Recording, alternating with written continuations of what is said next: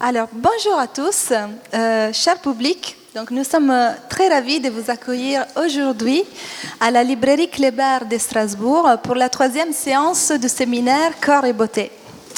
Cette séance s'attachera aux pratiques de beauté, tenant en compte de la diversité des scénarios géographiques, sociaux et culturels dans lesquels ces pratiques viennent consommer par les usagers. Nos invités nous aideront à faire les points autour des dynamiques, que ce soit des naissances, des créations ou d'adaptation de ces pratiques de beauté dans les mondes contemporains, au prisme aussi d'un paradigme de mondialisation croissante. Et donc, je pense aussi aux travaux de notre invitée Virginie Silhouette Dercourt à ma gauche. Et aussi, un des propos de la séance est d'inviter à réfléchir autour de la croyance d'une uniformisation des morphologies humaines, voire une occidentalisation de l'apparence humaine à l'époque de la mondialisation. Et c'est un concept qu'on souhaiterait discuter avec nos invités et avec le public, et notamment leur demandant si une perte de cette biodiversité humaine est vraiment en train de se produire. Et cela semblerait transparaître par l'adoption des modèles de beauté universels, ou au contraire, comme peut-être nous le montre le terrain, est-ce que les modèles esthétiques ne s'enchevêtreraient pas et donc avec une hybridation des pratiques qui se produirait de manière souvent imprévisible, spontanée et créative. Une constante anthropologique indique que tous les peuples investissent une énergie considérable dans les pratiques esthétiques, y compris dans des situations d'extrême détresse. Il s'agira donc de mettre en exergue la créativité et les ressources qui sont mobilisées par les acteurs, aussi grâce à l'esthétique et aux pratiques esthétiques, pour se reconstruire et pour vivre mieux dans leur milieu social de référence. Dans ce sens, la nécessité de s'embellir s'accompagne et traduit parfois l'envie de survivre et donc de rester humain malgré tout. Avant de présenter en détail nos invités, j'aimerais introduire brièvement le concept de notre séminaire et donc remercier enfin les partenaires qui ont rendu possible cette rencontre. Là, je suis en train de faire glisser. Voilà. Donc, vous pouvez voir les noyaux durs de l'organisation de ce séminaire. Nous sommes 3 chercheuses issues des différentes universités en France, dans les milieux de référence académiques de l'anthropologie et de la sociologie. Donc, Marion Brezas qui est ici présente, Camille Couvry qui n'a pas pu être présente malheureusement, et moi-même, Eva Carpigo, du coup, qui composons ces groupes d'organisation de ces séminaires. L'idée d'avoir créé ce séminaire de recherche est née il y a 2 ans à peu près. Donc on s'est rencontrés dans des manifestations scientifiques et nous avons constaté que n'existait pas un espace académique où on pouvait discuter entre les spécialistes de ceux qui observent, de ceux qui veulent comprendre les enjeux socio-anthropologiques, voire thérapeutiques des pratiques de beauté. Et en constatant ces manques, on s'est rendu compte qu'on était motivé pour créer ces groupes de recherche et donc pour essayer de fédérer les chercheurs autour de ces thématiques qui sont très vastes et qui nous intéressent développer dans un sens de l'actualité. Donc, chaque séance du séminaire fait référence de toute façon à un fait d'actualité qui nous intéresse d'exploiter avec, que ce soit des académiciens, donc des personnes qui s'intéressent à l'analyse des pratiques sociales, que ce soit avec des acteurs de terrain et que nous considérons comme des experts. De fait, nous pensons que ce n'est pas possible, ce n'est plus possible de faire de la recherche de manière cloisonnée, c'est-à-dire en restant enfermés dans nos universités, on cherche à sortir, à rejoindre les espaces citoyens et donc à converser et à provoquer ces rencontres et des débats qui puissent être fertiles et qui puissent nous enrichir en tant que chercheurs aussi avec les mondes citoyens des non-chercheurs. Et un objectif aussi qui nous intéressait accomplir avec ces séminaires est celui de porter à la lumière un regard compréhensif et complexe des pratiques esthétiques, lesquelles sont souvent analysées sous le prisme de l'aliénation ou de la domination. Donc nous sommes dit que cela ne suffisait pas pour rendre compte de la complexité que nous on observait sur le terrain, tout simplement. Et donc, on a cru nécessaire d'adopter une approche compréhensive vis-à-vis des phénomènes que l'on observe. Et voilà. Donc, cela, c'est les objectifs principaux du séminaire qui continuera aussi dans notre ville de France. Donc, je vous invite aussi à regarder, à consulter nos réseaux sociaux. Voilà, donc ils sont écrits en bas. Donc on a une page Facebook, une page Twitter et un email où vous pouvez nous contacter aussi. Vous pouvez laisser vos emails sur la feuille qui est en train de circuler. Voilà, donc si vous voulez être tenu au courant des activités du séminaire. Et voilà, c'est le moment des remerciements. Je ne voudrais pas prendre la place encore plus aux intervenants. On remercie très vivement M. Wolfermann de la librairie Kléber qui nous a permis d'être intégrés dans les programmes de la Salle Blanche ici à Strasbourg. Nos partenaires financiers, alors, il y en a plusieurs. C'est tout d'abord le laboratoire dynamique européenne de l'Université de Strasbourg, les CNRS, les CRUS, les services de la vie universitaire, la cosmétique Valley et la commission scientifique de la faculté des sciences sociales de l'Université de Strasbourg. Merci à tout le monde. Et ensuite, on tient vraiment à remercier deux associations strasbourgeoises qui ont permis l'organisation du buffet et puis le fait qu'on ait pu avoir ces financements. Donc, tout d'abord, c'est l'association d'ethnologie, en particulier Clémentine et Étienne, qui nous ont très soutenus avec leur dynamisme.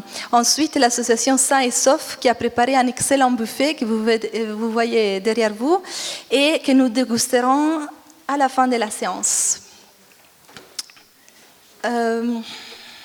Voilà, donc je vais poursuivre en introduisant donc, la première intervenante.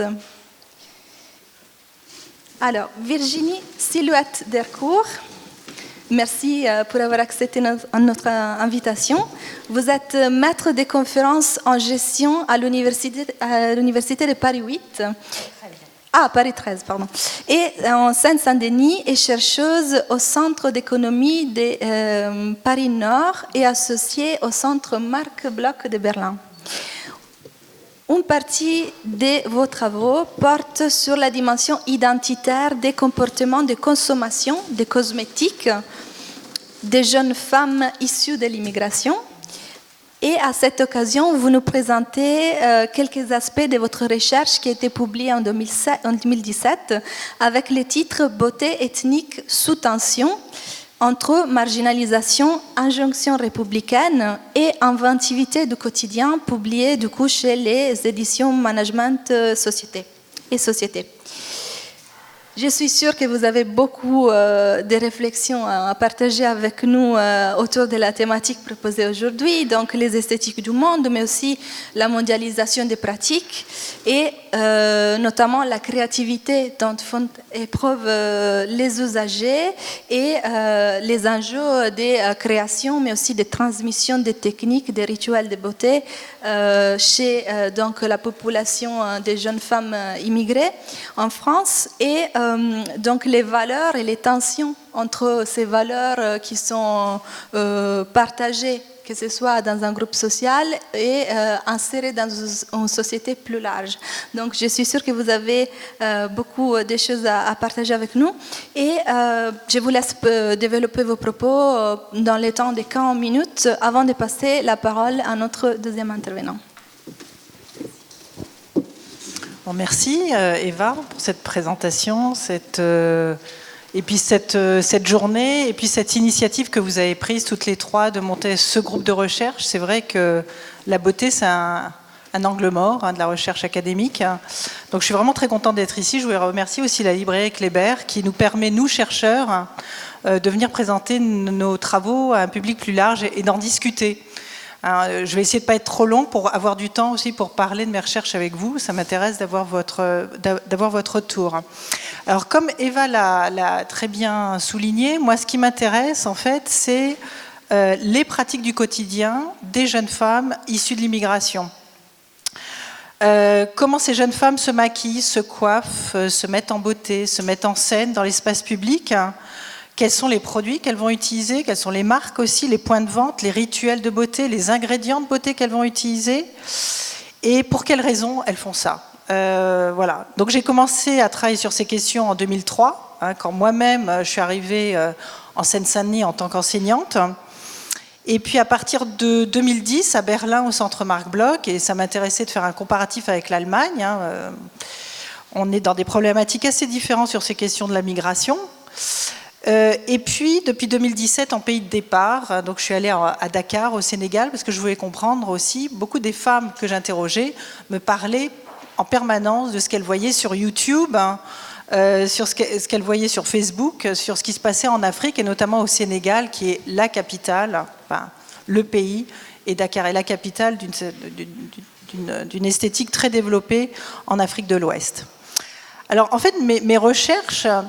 je suis partie d'un triple constat voilà, le premier constat, c'est en fait, on est dans une phase de notre histoire du monde actuellement, on est dans une phase de très fort flux migratoire, qu'on le veuille ou pas. On est dans un moment, il y a eu d'autres moments dans l'histoire de l'espèce humaine, mais on est dans un moment où les flux migratoires vont continuer à s'accroître dans les prochaines années à cause des problèmes politiques, économiques, environnementaux. Donc, premier constat. Deuxième constat, quand on migre, finalement, qu'est-ce qui se passe en premier ? Eh bien, c'est un changement au niveau du corps. Le corps est confronté à un nouvel espace, à des sensations, à des regards aussi, surtout quand on s'écarte d'une norme dominante. C'est dans ce nouvel espace que le corps est évalué. Troisième chose qui m'a intéressée, c'est que la place du corps et de l'esthétique, quand on circule dans l'espace public, est un angle mort des recherches ou des études migratoires. On parle très peu de ces choses-là, on parle des problèmes de discrimination à l'embauche, on parle des problèmes de formation, de retard d'éducation, etc., de problèmes sociaux, mais on parle beaucoup moins de ce qui se passe au niveau des pratiques quotidiennes de beauté des jeunes personnes issues de l'immigration. Donc quand je présentais mes recherches il y a plus de 10 ans, quand je commençais mes recherches il y a plus de 10 ans en France, on me disait « mais de qui vous parlez ?» Je parle d'une partie de la population française, une personne sur 5 est issue de l'immigration, donc je parle de ces personnes-là. Et quand je suis arrivée en Allemagne, on m'a posé la question, mais mes collègues académiciens m'ont dit, du milieu académique m'ont dit, mais la beauté, c'est un sujet, ça ? Un sujet de recherche, ça ? Est-ce que c'est suffisamment sérieux ? Donc c'est vrai que je comprends bien votre initiative d'essayer de mettre en valeur ces recherches que nous, on mène sur le terrain pour comprendre ces pratiques. Parce que je suis persuadée que moi, les pratiques esthétiques, elles renvoient à des questions individuelles et sociales beaucoup plus profondes. C'est ce que j'essaierai de présenter dans mes recherches, qui confrontent chacun à sa place dans la société. Quand mon corps, mes cheveux, ma couleur de peau renvoient irrémédiablement à ma différence, et que malgré le fait que je suis souvent née et scolarisée en Europe, et que je me sens 100% française ou allemande, on me pose toujours la question de d'où tu viens. Et puis, parce qu'un certain nombre de ces pratiques de mise en beauté, justement attribuées à des jeunes femmes issues de l'immigration, font l'objet de débats publics de plus en plus virulents, sans qu'on essaie de déconstruire et de comprendre ce qui se passe derrière, et surtout, quel est le sens que les acteurs donnent à leurs actions et à leurs comportements et à leurs pratiques. Donc j'aimerais donner quelques clés de compréhension, en tout cas de ce que moi j'ai entendu sur le terrain. Je vais vous présenter 3 terrains. Je vais surtout insister sur le premier qui est en France. Donc j'ai mené des recherches d'abord dans le 93, ensuite à Berlin et puis ensuite à Dakar. Et au fur et à mesure de mes enquêtes, en fait, je me suis d'abord intéressée aux dimensions individuelles, presque psychiques ou ethno-psychiques des comportements. Puis après, je me suis éloignée de l'individu et j'ai regardé plutôt les dimensions générationnelles, familiales des comportements. Et puis, en décentrant mon regard, quand je suis partie de la France et que j'ai regardé la France et ces jeunes femmes depuis l'Allemagne, je me suis posé d'autres questions aussi sur la façon dont la France gère la différence, ou la façon dont l'Allemagne gère la différence.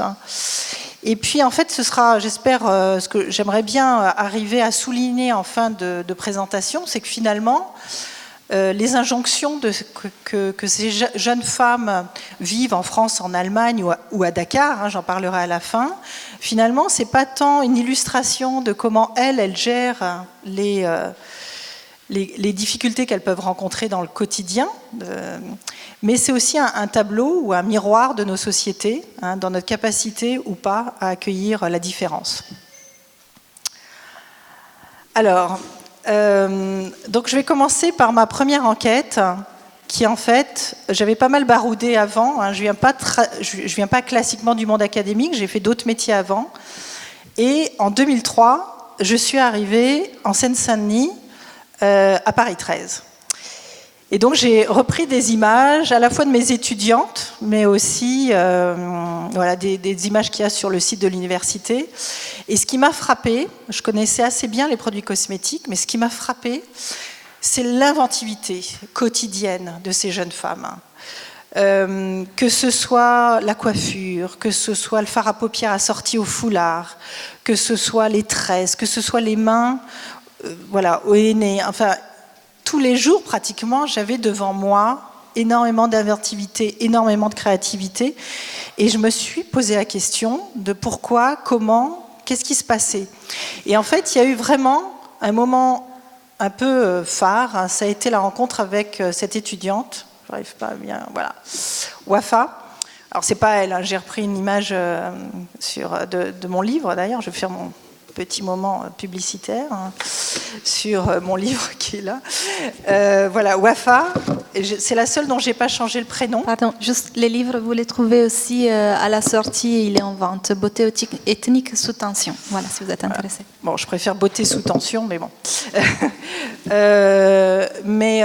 Et donc, Wafa, c'était la meilleure étudiante dans mon groupe, dans un de mes groupes.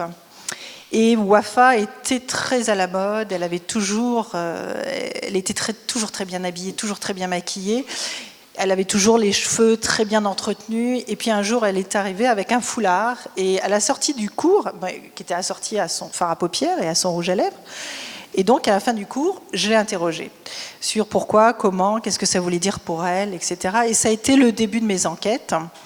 Et je me suis dit, parce qu'elle me disait des choses que je n'avais jamais entendues, ni dans la presse, ni à la radio, voilà, elle me racontait pourquoi. Et je me suis dit, il faut que j'aille faire des entretiens, que je comprenne. Est-ce que c'est elle, Wafa, ou est-ce qu'il y a d'autres femmes ? Et donc j'ai passé pas mal de temps, en fait, à recruter chez mes étudiantes, mais aussi à l'extérieur de l'université, heureusement. J'ai passé pas mal de temps à faire des entretiens individuels où j'ai posé des questions très simplement, depuis que vous êtes petite, comment vous utilisez des produits, c'est quoi les ingrédients que vous utilisez, quels sont les rituels de beauté, très simplement. Voilà. Et je l'ai laissé parler. C'était très ouvert comme entretien, je n'ai pas du tout bloqué la conversation, je l'ai laissé parler pendant 1h30, 2 heures sur elle et sur leur pratique de beauté. Et ce qui m'a frappée, c'est au milieu de tous ces discours, sortait toujours cette question de qui je suis. Alors, elles étaient entre 18 et 25 ans à l'époque, j'ai commencé en 2006 à les interroger, Et elle disait en permanence, ben voilà, ce genre de citation que je reprends dans mon livre à la page, à une des pages. Nous, on navigue entre deux cultures, on se fabrique notre identité. Au pays, on ne se maquille pas, on essaye d'être discrète, mais tout le monde voit que l'on n'est pas algérienne, qu'on est française. Donc ça, c'était une des jeunes femmes d'origine algérienne. Et puis d'autres me disaient, par exemple, après un défrisage, mes cheveux volent dans le vent, je ressemble à Claire Chazal et je m'en occupe avec plaisir. Au fur et à mesure qu'il refrise, je m'en occupe de moins en moins. Donc, qu'est-ce qui se passe au moment du défrisage et quel est le standard de beauté auquel on veut aspirer, auquel on veut se rapprocher? Une autre me disait, voilà, vers 14-15 ans, je suis passée par une phase de questionnement sur mes origines. Une amie m'a emmenée à Strasbourg-Saint-Denis, j'ai découvert tous ces produits. Subjectivement, ça m'a fait du bien de voir tous ces produits. Et donc, en permanence, au milieu des entretiens, arrivait cette question de, en fait, je suis française, mais je suis 100% française. Mais il y a des moments où je suis pas 100% française. Et donc, elle naviguait en permanence dans les entretiens entre d'ici, ouais, je suis vraiment d'ici, mais en fait, je suis pas tout à fait d'ici. Je suis pas d'ici complètement, mais je suis de là-bas, mais je suis pas tout à fait de là-bas non plus, parce que souvent, elles n'ont pas été au pays, ou elles y vont très rarement.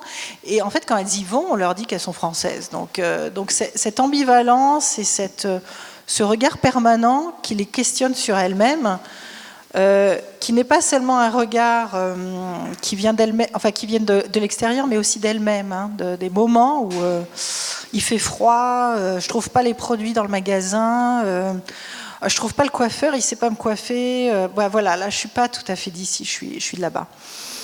Donc j'ai essayé de regrouper en fait ces ambivalences dans ce carré que j'ai appelé le carré de l'identité.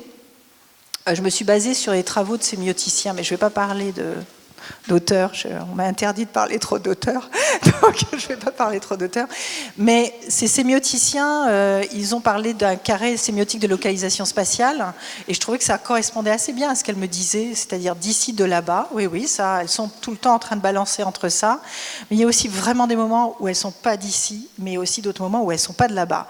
Donc, où est-ce que je suis, en fait? Si je suis tout le temps entre plusieurs trucs. Et donc à chaque fois, elle m'expliquait. Donc j'ai essayé de retrouver les verbatims. Par exemple, quand je suis d'ici, je me fonds dans la société française. Toutes me disent qu'elles sont françaises. On est né ici, c'est notre pays. Je vais chez Sephora comme mes copines. Voilà, je suis comme tout le monde. Mais il y a des moments où je recherche les gens du pays. J'aime utiliser les produits issus de ma culture. Je suis fière de mes origines. Enfin, cette ambivalence. Et donc, par exemple, alors ce qui m'intéressait avec ce carré, c'est de reprendre par exemple une longue citation, je ne vais pas tout vous détailler, mais en fait de Mélissa, qui est d'origine haïtienne, qui n'est jamais allée à Haïti et qui raconte, voilà, dans une seule phrase, qui raconte l'ambivalence, les passages. Alors moi, ce qui m'intéressait, c'est de prendre ça, ces ambivalences, et de les faire circuler sur le carré. C'est-à-dire qu'elle commençait en permanence à me dire, voilà, moi je suis vraiment d'ici, voilà, je vais utiliser tel produit, etc. Donc elle dit par exemple, on est français, on consomme comme tout le monde, les produits sont les mêmes, on s'habille comme tout le monde, hors d'hiver, on met des bottes et pas des tongs. Voilà, on est d'ici, on est vraiment habitué. Et puis, dans la même phrase, elle continuait, mais en même temps, c'est vrai que des fois on a besoin de manger des choses du pays, ou de faire des choses qui sont du pays. Des fois, on a des besoins spécifiques. C'est là qu'on se rend compte qu'on ne peut pas aller chez les mêmes coiffeurs. Il n'y a pas de coiffeur mixte européen-africain. Ça n'existe pas. Mais des fois, on a envie de se sentir de là-bas. Donc, un premier basculement dans la phrase, puis ça continue. Mais on n'est pas vraiment de là-bas. Finalement, on est de là-bas, mais on n'est pas vraiment de là-bas. Parce qu'on est plus française. Donc, un jour, on veut être au pays, mais on ne connaît pas, on est français, puisqu'elle n'a jamais été à Haïti. Mais en même temps, on n'est pas vraiment français. Donc tout ça, c'est dans la même phrase. On est haïtien. Mais finalement, on n'est pas de là-bas, parce qu'on n'est pas vraiment haïtien non plus. On ne parle pas bien le créole, on n'a jamais vécu là-bas, on ne peut pas vraiment en parler avec tout le monde. Donc elle finissait la phrase en disant, on est plus française.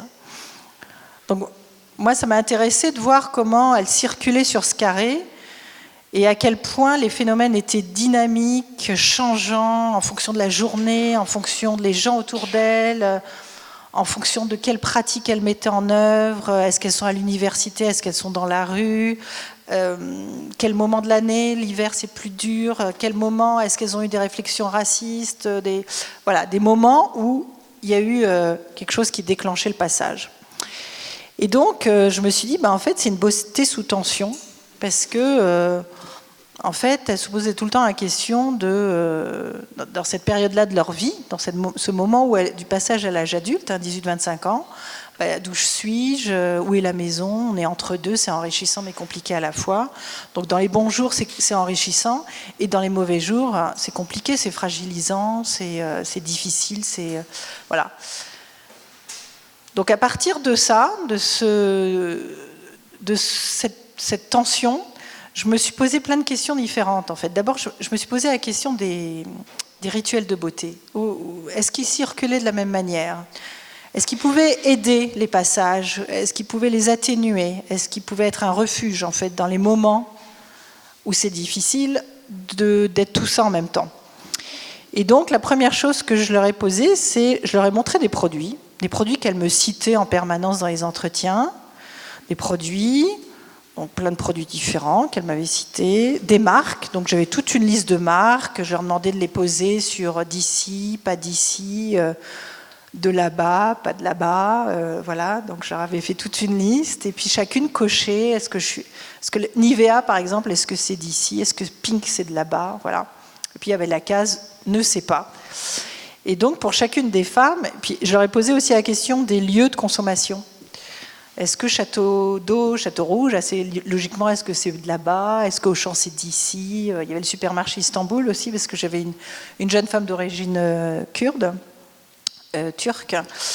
Voilà. Et puis les ingrédients aussi, puisqu'elle me parlait beaucoup de différents ingrédients cosmétiques, que ce soit l'huile d'argan, le beurre de karité qui est très important, les feuilles de henné, la noix de coco, le rassoul, voilà.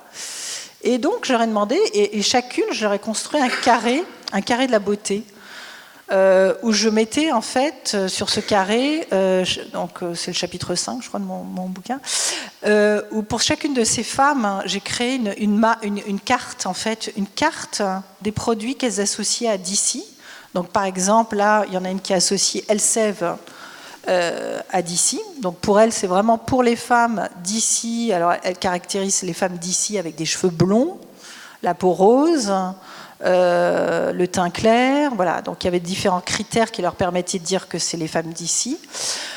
Parfois c'était donc d'autres marques comme Soft Carson, Dark and Lovely de là-bas, ce qui n'est pas tout à fait étonnant. Mais il y avait aussi le marché de Saint-Denis, où là on peut retrouver tous les cousines, la famille. Il y avait aussi des produits comme Miss Antilles, où elle ne savait pas trop où les placer, donc c'était pas d'ici, mais c'était pas vraiment de là-bas non plus. Le henné, le rassoul. Voilà. Et Ushuaïa, c'était intéressant parce que finalement, c'est un produit qui a un nom exotique, mais finalement tellement pas de là-bas que c'est pas vraiment fait pour elle. En fait, c'est un peu trompeur sur ce que c'est que là-bas. Elle trouvait que c'était un peu trompeur. C'était pour les femmes européennes qui voulaient un peu d'exotisme. Voilà, donc j'ai fait des cartes comme ça, et je me suis posé la question, est-ce que ces objets de consommation, ces ingrédients, même ces lieux, est-ce que ça peut pas être un lien, ou un lieu, ou un pont, en fait, entre différentes parties de leur personnalité, et que ces objets, finalement, permettaient de faire le lien entre ces moments où je me sens d'ici, ces moments où je me sens de là-bas, pas d'ici ou pas de là-bas. Est-ce que ça ne peut pas servir pour faciliter finalement le travail de reliaison en ethnopsychiatrie, mais je crois qu'on en parlera encore tout à l'heure. En ethnopsychiatrie, les objets, ces rituels de beauté, ces objets liés à des rituels de beauté peuvent être recommandés pour faciliter le métissage des référents culturels quand il n'y a pas eu de transmission, par exemple, d'une culture d'origine ou d'une vision fantasmée d'une culture d'origine. Voilà. Bon. Donc les produits, pour moi, jouent un rôle dans les passages entre positions. Et puis je me suis posé cette question de pourquoi, en fait, pourquoi à certains moments, dans la journée, dans l'année, dans leur vie, il y a ce besoin de revenir vers là-bas, de se sentir pas d'ici et de revenir vers là-bas. Je me suis posé beaucoup de questions là-dessus. Est-ce que c'est une faillite de notre système assimilationniste français? Est-ce que c'est une faillite du système éducatif français? Est-ce que finalement, c'est pas lié à la famille qui empêche l'intégration? Enfin, je me suis posé beaucoup de questions. Je me suis aussi posé la question de la nostalgie. C'est un médecin alsacien qui a posé cette notion de nostalgie, le Heimweh. C'était une maladie ethnique au départ, c'était les mercenaires suisses qui étaient atteints de nostalgie et qui finalement ne pouvaient être guéris qu'en rentrant au pays, parce que sortir du pays c'était trop dur. Donc je me suis dit, c'est peut-être une forme de nostalgie, ou est-ce que c'est pas plutôt un mécanisme générationnel? Il y a un historien aux États-Unis assez tôt qui a dit, il y a une loi, il y a une loi, qu'on a appelée la loi de Hansen, ce que le fils veut oublier, le petit-fils veut se rappeler. Peut-être que c'est ça, et là on est à la 2e et non pas à la 3e génération. Bon, c'est peut-être ça. Et puis je me suis dit, il faut que je comprenne. Donc je suis retournée dans les familles, je suis allée dans des familles, rencontrer les mères et les filles. J'ai eu la chance d'être accueillie par 4 familles pendant 16 mois, où je venais pour des repas, je pensais faire des entretiens, mais en fait on dînait ensemble, on m'offrait le thé. Donc je suis rentrée dans une famille marocaine, une famille kurde, une famille tahitienne et une famille camerounaise. Et donc régulièrement j'allais les voir et je leur posais des questions sur leur rituel de beauté. Et ils m'ont accueillie avec énormément de générosité, je dois dire, parce qu'ils étaient tellement étonnés qu'une chercheuse s'intéresse à eux et à leur rituel de beauté. Et donc j'ai passé pas mal de temps, et voilà ce que me disaient les mères, par exemple. Donc ça, c'est la mère marocaine. Elle disait, j'ai essayé de faire ça, le rituel du hammam, de montrer ça à mes filles, mais avec le temps ou l'accélération du temps, avec le boulot et les enfants, avec le temps qui s'accélère, je n'ai pas le temps pour tout faire comme faisaient ma mère et ma grand-mère, mais j'ai essayé au maximum, j'ai fait le maximum, jusqu'à ce qu'elle soit devenue grande. Donc c'est évident qu'il y avait de la transmission, que la transmission était quelque chose de très important pour ces mères, de transmettre un rapport au corps, à la beauté, des rituels de beauté, mais qu'elles n'avaient pas toujours eu le temps, qu'elles étaient souvent avec beaucoup de choses à faire. La mère tahitienne expliquait, je l'ai massé avec le monoï de ma mère, donc elle ramenait, là il y a la bouteille de monoï qu'elle ramenait de Tahiti, fabriquée par sa mère au pays selon leur recette familiale de fabrication du monoï, et elle massait ses filles, et ses fils d'ailleurs aussi, au monoï. Elle expliquait que ses filles maintenant préféraient les produits industriels, mais que de temps en temps, elles revenaient au monoï, même si ça sent très fort, parce qu'elles avaient parfois besoin du pays, et donc le monoï était une façon d'accéder au pays, qu'elles connaissent très mal, ou très peu. Famille camerounaise, sur le tressage, on avait beaucoup de sœurs à la maison, des cousines et tout. Voilà, on s'occupait, par exemple, mes cousines me faisaient des tresses, et elle explique, moi je mettais mes filles devant la télé, elles pleuraient, ça durait des heures, mais je leur tressais les cheveux. Donc il y a eu cette transmission familiale qui peut expliquer pourquoi parfois on a besoin de retourner vers des rituels de beauté. Il y a aussi une transmission des interdits, un rapport au corps, à la beauté. Donc certaines femmes disaient, nous, chez nous, à notre époque, les parents, ils étaient très durs avec les filles, les jeunes filles, elles ne sortaient pas comme ça. Ou avant le mariage, on n'avait pas le droit de se maquiller, il fallait garder la beauté pour le jour de ton mariage. Ou je n'avais pas le droit de couper mes cheveux, car les cheveux, c'est ce qui fait la beauté de la femme tahitienne. Donc tout ce rapport au corps, à la beauté, ces interdits sont transmis dans les familles et expliquent une partie du processus. Et puis une dernière partie qui est aussi expliquée les processus, c'est les remarques du quotidien, dont elles m'ont beaucoup parlé, mais toujours avec beaucoup d'humour. Et en fin d'entretien, toujours cette question de d'où tu viens, mais vraiment. Non, d'accord, t'es né à Saint-Denis, mais vraiment d'où tu viens. Et qui ramène en permanence à la différence. Doua me racontait que quand elle avait eu un stage dans une entreprise, on lui avait demandé, mais vous êtes de quelle origine? Ah bah, je suis d'origine marocaine. Il ne faudrait pas que ça se sache. Enfin, ces petites phrases, ou le fait qu'il n'y ait pas d'offres dans les magasins qui renvoient à la différence en permanence. Voilà. Bon, elles en parlent, elles, comme un besoin existentiel, c'est-à-dire il n'y a même pas, il y a vraiment pas le choix, en fait. Besoin existentiel de revenir vers cette histoire, vers ce passé, vers ce pays qu'elles n'ont pas connu ou très mal, hein, mais c'est un besoin existentiel, et si on ne savait pas, c'est comme si on était né sous X, c'est une recherche sur soi. Donc c'est très fort, hein, très profond. Si on m'enlevait ça, on serait trop intégré à la société française, il nous manquerait une partie de nous. Perdre sa culture, c'est quand même grave, parce qu'on a besoin de savoir d'où on vient. Juste pour avancer, il faut avoir des repères. Et elle différencie ça bien de la nostalgie, parce que c'est une envie de connaître. On ne connaît pas un pays, mais on vient de ce pays, on a envie de savoir, et on a envie de pouvoir partager avec d'autres aussi sur ce pays, qui fait partie de son ADN. Donc moi j'ai appelé ça, en fait, cette consommation liée à ces moments, la reculturation par la consommation. Je me suis inspirée de un ethnomusicologue et un ethnologue, hein, qui ont parlé de reculturation, et je trouvais que ça correspondait bien à ce qu'elle disait. Par exemple, quand on peut faire ça, eh ben, il y en a une qui disait on est rechargé parce qu'on a mangé un bon plat marocain, on est rechargé parce que l'on a fait toute une cure cosmétologique traditionnelle, on est rechargé parce qu'on a passé de la musique orientale et qu'on a dansé dessus pendant des heures.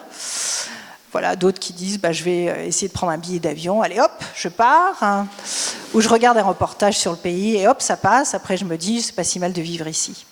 Donc, ces moments-là, je vais trouver des objets de consommation, des rituels de beauté, des produits alimentaires, etc., qui vont me permettre de repartir, hein, de me ressourcer pour affronter le quotidien. Voilà, donc j'ai appelé ça la consommation reculturante, un peu compliqué, mais bon, qui concerne cette quête identitaire, hein, consommer comme là-bas, ou comme on imagine qu'ils consomment là-bas pour entretenir cette partie de soi, pour se retrouver et se ressourcer. Donc c'est l'ensemble de ces comportements de consommation qui permettent à cette jeune femme de se reculturer au quotidien et au moment de ses crises de vie. Elle est nécessaire, cette consommation, au processus de construction identitaire des jeunes femmes. Elle correspond à une phase de la construction identitaire, phase où elle ne se sent pas d'ici, où elle veut sentir de là-bas. Et elle permet de nourrir le sentiment de continuité et se développe à côté ou parallèlement à la consommation nostalgique. Moi, ce qui m'intéressait dans cette consommation, c'est qu'elle expliquait en partie la créativité, l'inventivité, en tout cas de mon point de vue. Si j'ai besoin en permanence de retrouver des éléments, j'ai besoin d'être dans l'hybridité, en fait. J'ai besoin de mélanger les objets, ma façon de m'habiller, ma façon de me coiffer, ma façon de me maquiller, tout ça, c'est un ensemble de pratiques qui vont me permettre de mélanger et de créer mon hybridité à moi, qui me permet de moi me positionner dans la société avec ce que je suis moi, avec tous mes aspects, hein, qui ne sont pas seulement liés au pays d'origine, mais qui peuvent être aussi générationnels, qui peuvent être liés à ma classe d'âge, qui peuvent être liés à plein d'autres choses. Moi, je travaille sur le lien avec le pays d'origine. Bon. Ah zut, ça s'est mis dans le mauvais sens.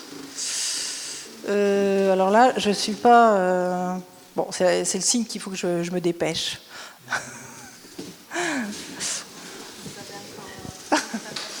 D'accord. C'est peut-être là qu'il faut appuyer, là, à gauche. Là. Je pense que là, on est à droite. Oh, là, regarde, là, à gauche. Là. Non, tout à l'heure, il y avait un truc qui est apparu ici. Ah. Hop, voilà.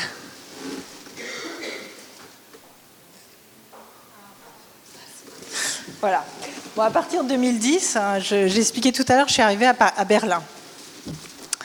Berlin, c'est à la fois autre chose comme ville, hein, que Paris et la région parisienne, mais c'est aussi un autre concept, un autre contexte de migration. Hein. La France est un ancien pays de migration. L'Allemagne est finalement un assez récent pays d'immigration. Ça a été longtemps un pays d'émigration. Il y a eu beaucoup d'Allemands qui sont arrivés en France, par exemple. Alors que nous, depuis longtemps, on a accueilli beaucoup de monde, hein, sur le territoire. Mais ils ont un passé quand même colonial, hein, donc les Besatzungskind ou les Afrodeutsch, les enfants de couples germano-africains sont présents dans l'espace public, mais on n'a pas le même rapport à la nationalité, pas le même rapport à l'identité, je ne sais pas si on peut parler d'identité nationale. Voilà, donc c'était intéressant. Et puis, il y avait quelque chose d'autre intéressant, c'est ce concept de post-migration. Donc, deuxième coup de pub, voilà, le numéro spécial qu'on vient de coordonner avec ma collègue allemande Maren Möhring, qui est historienne à l'université de Leipzig. On a essayé de dresser justement un comparatif franco-allemand sur ces questions migratoires. Bon, et eux, les Allemands, en ce moment, en tout cas dans le monde académique, ils essayent d'imposer, ou en tout cas de faire circuler ce concept de post-migration, qui serait une espèce de pendant à un concept de post-colonialisme, c'est-à-dire de dire, finalement, on est dans des sociétés profondément structurées par l'immigration, c'est pas quelque chose de marginal, c'est quelque chose qui est au cœur de nos sociétés et qui les transforme au cœur de la société.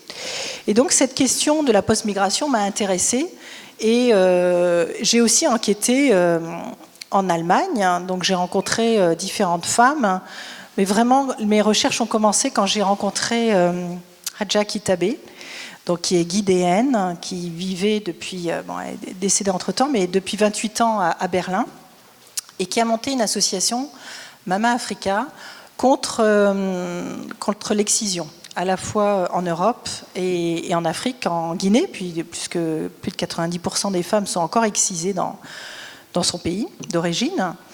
Et elle fait des ateliers de couture, elle faisait des ateliers de couture et des petits déjeuners. Donc moi j'allais voir, je partageais ces moments-là, et par ce biais-là, j'ai rencontré des femmes et j'ai pu commencer à leur poser le même genre de questions que je posais en France, pour voir s'il y avait une grosse différence.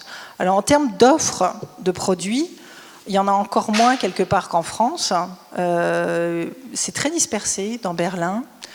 Il y a très peu de magasins. Tout est mélangé, la nourriture, les cosmétiques, etc. Donc elles ont dû se débrouiller encore plus quelque part qu'en France. Alors je les ai interrogées et je retrouvais le même genre de balancement identitaire. Alors Anne Chana est particulièrement intéressante parce qu'Anne Chana, donc c'est pas elle, j'ai repris une photo qui lui ressemblait, mais Anne Chana est née à Berlin-Est d'une mère allemande et d'un père tanzanien. Et donc, elle raconte son enfance et elle dit, oui, mais moi je suis berlinoise, bien sûr. En plus, elle est rentrée là de France il n'y a pas longtemps. Elle a vécu en France quelques années. Mais je me suis toujours sentie différente. À l'école, j'étais la seule. Les autres frottaient ma peau pour enlever la couleur. Ma mère ne savait pas comment démêler mes cheveux. Donc sa mère était allemande et ne savait pas comment démêler le cheveu crépus. Donc voilà, on retrouve ces balancements identitaires, ces questionnements, malgré le fait qu'elle se sente totalement berlinoise, ou même Hadja, qui au bout de 28 ans dit « oui, mais moi je suis guinéenne de naissance, je le reste, mais Berlin c'est ma ville, c'est là qu'ont grandi mes enfants et mes petits-enfants. » Donc elle est de là-bas, mais en fait elle se sentait beaucoup d'ici, enfin de Berlin. Donc je retrouvais les mêmes balancements identitaires, et aussi ces moments où il y a besoin de se reculturer par la consommation de produits cosmétiques notamment. Et donc Mouneissa, qui était de Côte d'Ivoire, me disait l'hiver ici c'est très dur. C'est vrai que c'est très dur à Berlin l'hiver. Mais j'ai la peau, les cheveux très secs, dehors il fait très froid. Alors je prends une douche chaude, chaude, chaude. Et je m'enduis de beurre de karité. Je reste des heures comme ça sous la douche, après ça va mieux, c'est comme un médicament de l'âme en fait. Donc on retrouve l'importance du rituel de beauté pour se ressourcer, pour se reprendre des forces dans le quotidien. Et puis elle me parlait de Paris comme un pont entre l'Afrique et Berlin. Paris c'est presque l'Afrique, Elle me disait, tu vas à Château-Rouge, tu vois la famille, la cousine. Certaines d'entre elles avaient ouvert des boutiques à Berlin parce qu'il n'y avait pas d'offres, et elles prenaient leur voiture, elles allaient chercher des produits ici, enfin à Paris. Et puis, elles revenaient et elles faisaient leur petit business pour fournir la communauté qui n'avait pas le produit.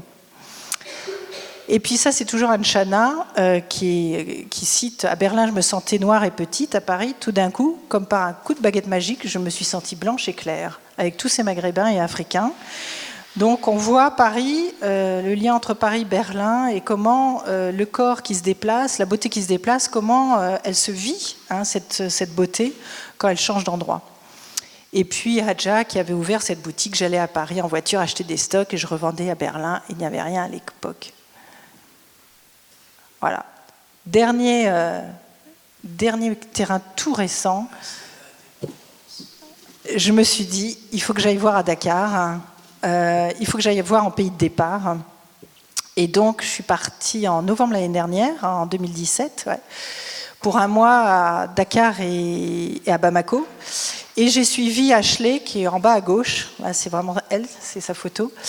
Et j'ai rencontré des étudiantes, dont certaines, celle qui pose là avec son hijab. Elle me parlait de son hijab disco. Donc pour elle, c'était une façon d'être en couleur, hein, mais de ne pas dépenser de l'argent sur son soin et ses tresses, etc., sur le soin des cheveux. Donc j'ai interrogé ces femmes et puis j'ai interrogé leur mère. Hein, et là, on est face à d'autres injonctions, hein, parce qu'on est encore dans une société quand même assez traditionnelle, hein, avec les problématiques de polygamie, donc comment je retiens mon mari, et puis les problématiques d'éclaircissement de la peau, qui est une pratique quand même très fréquente, très diffusée. Donc là, j'ai aussi circulé chez les coiffeurs, hein, chez les tailleurs, dans les marchés, parce que là, c'est là que se fait la beauté, surtout chez les tailleurs d'ailleurs. C'est ce monsieur là que vous voyez sur la photo, il vous taille une robe sur catalogue pour à peine 10 €.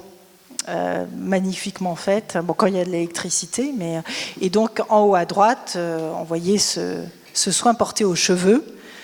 On va chez le coiffeur très facilement, même si tout ça, ça coûte beaucoup d'argent.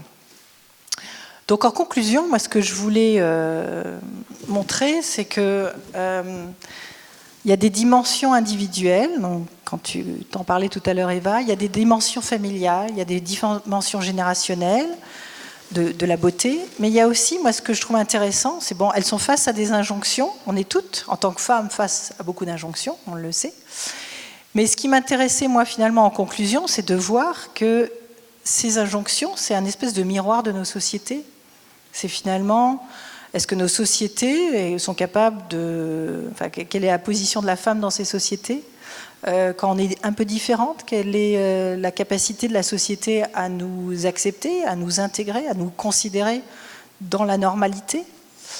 Voilà, donc j'ai commencé par des femmes, hein, et j'ai envie de finir avec nos sociétés et notre capacité, nous, à accepter la différence.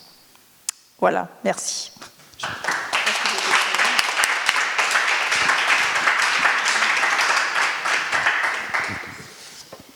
Merci beaucoup pour cette présentation très passionnante.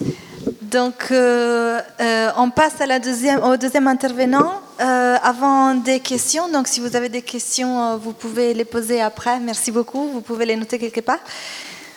Voilà. Donc, merci, docteur Patrick Knipper, d'être avec nous aujourd'hui. C'est un honneur de vous accueillir aussi. Vous êtes chirurgien plasticien esthétique, exerçant à Paris et très régulièrement aussi en mission humanitaire avec l'association Interplast France Chirurgie Sans Frontières, dont vous êtes président. Donc, si vous voulez aussi nous dire exactement après dans quel pays vous avez intervenu, je sais que vous avez travaillé en Afrique, en Asie, mais vous pouvez préciser si vous voulez par la suite. Donc, bon, on se connaît depuis des années déjà, je connais votre travail, on est déjà intervenus ensemble dans d'autres conférences et c'était toujours passionnant d'assister à vos présentations. Je vous invitais, puisque du coup ça m'a intrigué, votre intérêt que vous avez développé aussi vis-à-vis de l'ethnopsychiatrie, comme Virginie Silat-Dercourt. Et donc, aussi cet intérêt vers l'ethnopsychiatrie réfléchit vos sensibilités en tant que praticien, en tant que docteur, et votre approche particulière aux populations en mission humanitaire. Vous cherchez des fois la collaboration avec des praticiens autochtones et vous vous souciez des mondes invisibles qui sont liés à l'apparence du corps, que ce soit ici ou que ce soit ailleurs. Donc, si vous voulez en savoir plus, je renvoie à l'autobiographie écrite par le docteur Knipper intitulée « Peau de chagrin, la chirurgie plastique au service de l'humanité » qui était publiée en 2007 chez Michel Lafon. Et donc aujourd'hui, vous vous concentrerez sur deux concepts. Vous pouvez élargir bien évidemment. Donc la chirurgie esthétique humanitaire et l'ethnochirurgie selon votre pratique de médecin. Donc en mission humanitaire, vous avez 40 minutes pour développer vos propos et ensuite on passera au débat avec le public. Merci. Merci Eva. Merci aux courageux qui sont restés. Merci Eva, merci Marion, merci Camille pour ce séminaire Corps et Beauté. Effectivement, comme le disait Madame Silhouette d'Hercourt, c'est sûr que c'est un espace de recherche passionnant pour tous ceux qui sont intéressés par le corps et la beauté. Donc aujourd'hui, on va parler des esthétiques du monde. Moi, je ne suis pas ethnologue, je ne suis pas sociologue, je ne cherche pas. Je vais simplement essayer de vous relater une expérience qui m'est arrivée au cours de mon cursus. J'ai essayé d'enlever le maximum de diapositives un peu violentes parce que je fais de la chirurgie plastique. Mais c'est fort de cette expérience et de ce petit parcours que je me suis interrogé, que j'ai fini par m'interroger sur des notions comme l'esthétique. Alors, la chirurgie esthétique humanitaire est venue après ce concept d'abord de la chirurgie plastique. Moi, je suis plasticien, je fais de la chirurgie plastique et dans notre spécialité, on fait de la chirurgie plastique, reconstructrice et esthétique. Ce qui est très important, c'est de bien différencier la reconstruction, quand le corps est abîmé, quand il y a une amputation, on va la réparer. La chirurgie plastique, c'est quand on va refaire la plastique du corps, par exemple après un cancer du sein, on va refaire une plastique. On peut vivre sans un sein, mais la plastique va essayer de redonner une identité. Et puis il y a aussi la troisième dimension à cette chirurgie qui pour nous est importante et capitale et qui avec mon expérience au cours des années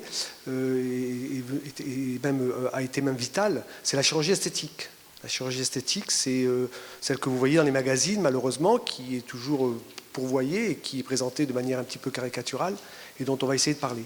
Donc je vais vous présenter quelques définitions qui sont importantes à mes yeux. La chirurgie plastique, c'est à la fois la reconstruction, la plastique et l'esthétique. On appelle ça la chirurgie plastique. Alors pourquoi faire de la chirurgie plastique humanitaire? Bon, comme beaucoup de collègues, on fait de l'humanitaire. Alors faire de l'humanitaire, ça ne veut pas dire spécialement partir en Afrique très loin. Hein. Dans l'intimité de nos cabinets, on a plein de confrères qui font de l'humanitaire. Le terme humanitaire, c'est un terme marketing qui est très vendeur, mais on fait tous de l'humanitaire avec votre voisine. Mais pourquoi partir en mission? Parce que 80% de la demande en chirurgie plastique dans le monde se fait vraiment au village, en brousse, dans les pays en voie de développement. 80% de la demande en chirurgie plastique se fait en situation précaire.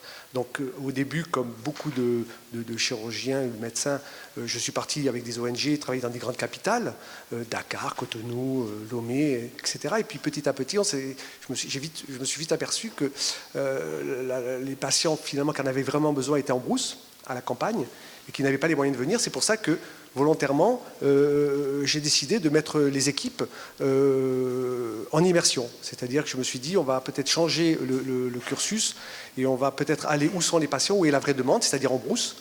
Donc on a décidé de se mettre en immersion complète au niveau des villages pour répondre directement aux besoins des patients. Les patients étaient là. Il faut que vous imaginiez que les patients ne vont pas dans les grandes villes en Afrique pour se faire soigner, parce qu'ils n'ont pas 3 € pour prendre le taxico pour aller à l'hôpital.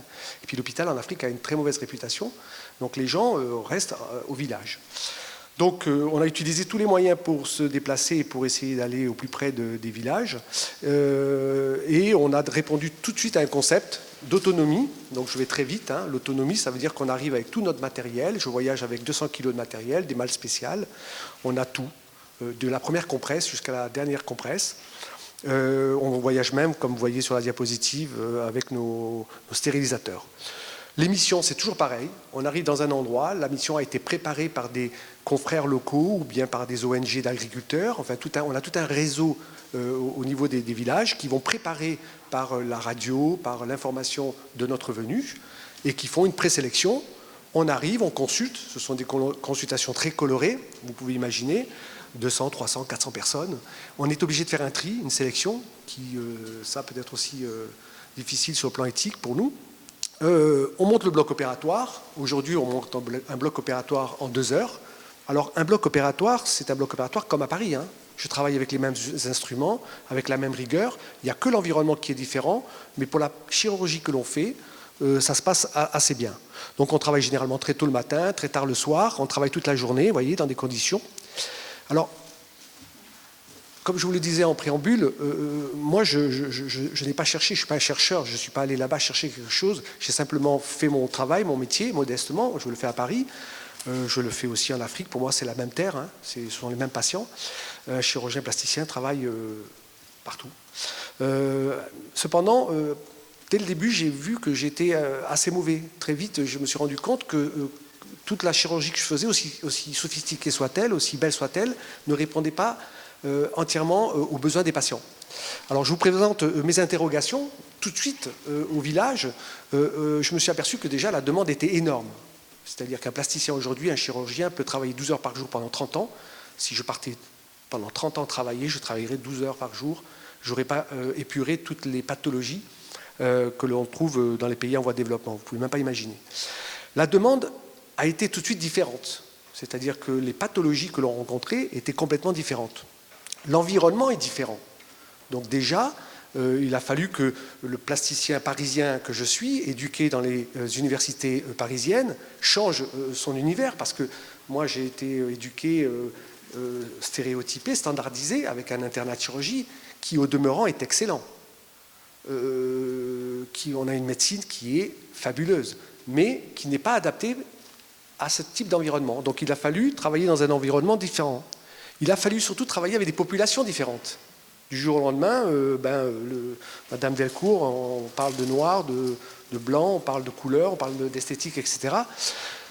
La culture surtout a été différente. Et pour ça, pour moi, ça a été un premier sursaut parce que je ne comprenais rien au début. Je pensais avec ma greffe de peau, ma technique chirurgicale, je pensais pouvoir soigner, etc. Et il a fallu que je m'interroge. Et c'est là que j'ai découvert l'ethnopsychiatrie, hein, qui m'a beaucoup aidé. Les maladies sont différentes. C'est-à-dire que ce que vous pouvez imaginer à Paris, ce n'est pas forcément ce qu'on trouve dans ces régions-là. Et surtout, ce qui a été pour moi une source d'interrogation, ça a été la représentation de la maladie. Parce qu'une fente labiale, comme vous voyez ici, c'est une maladie congénitale. On l'apprend dans nos hôpitaux, on sait quelle est l'origine. Mais ce qui a été amusant, entre guillemets, et surprenant pour moi, ça a été qu'est-ce que représente cette fente labiale là-bas? Quelle est la représentation de ce corps ou de cette mutilation de corps? Parce que la vraie question que se posent les patients, notamment en Afrique, j'ai testé ça un peu partout sur pratiquement tous les continents, mais la vraie question que se posent notamment les Africains, c'est pourquoi. C'est-à-dire que quand ils ont une pathologie, ils comprennent que vous allez l'opérer, ils comprennent que vous allez la réparer, ils sont percutants sur la thérapeutique, le soin, etc. Il n'y a aucun problème. Mais la vraie question à laquelle moi je ne peux pas répondre, avec mes techniques aussi sophistiquées soient-elles, c'est pourquoi? Docteur, je comprends ce que tu me dis, je comprends ce que tu vas faire, mais pourquoi c'est moi qui ai ça? Cette notion de culpabilité qu'on a nous ici, en Europe, pourquoi j'ai fait ça au bon Dieu? Eux, c'est pourquoi. En fait, la vraie question, c'est pourquoi c'est moi qui ai cette pathologie? En gros, pour caricaturer, quel sort m'a été jeté? Qui m'a jeté ce sort, etc. Et donc nous, avec notre médecine moderne, on n'arrive pas à tout traiter. Nous, avec la médecine moderne, on traite le visible, Donc pour guérir les patients, donc là je vous résume en 2 phrases un travail qui pour moi a pris 15 ans, c'est que pour guérir des patients, il a fallu que je m'attarde à traiter la partie visible, ça c'est mon job. Le plasticien, il va réparer, il va reconstruire, il va traiter son patient sur la partie visible, et puis la partie invisible, eh bien ça c'est le tradipraticien. Et ça a été pour moi une source d'interrogation. Alors, je vous rassure, on n'est pas loin de l'esthétique, hein, on y vient. Autre interrogation, le sens des mots.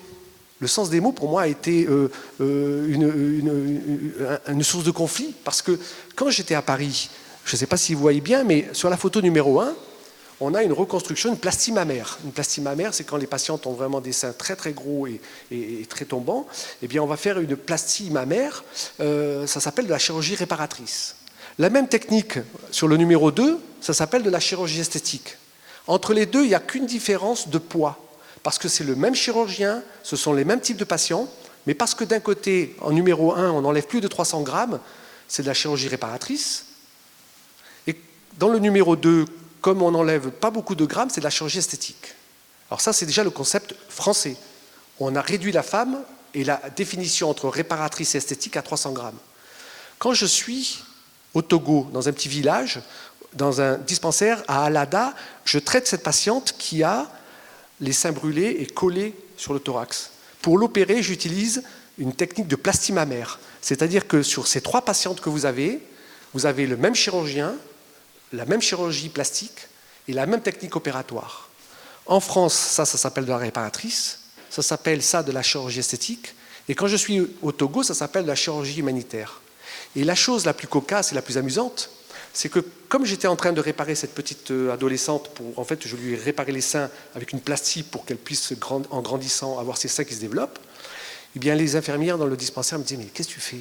Tu fais de l'esthétique là ?»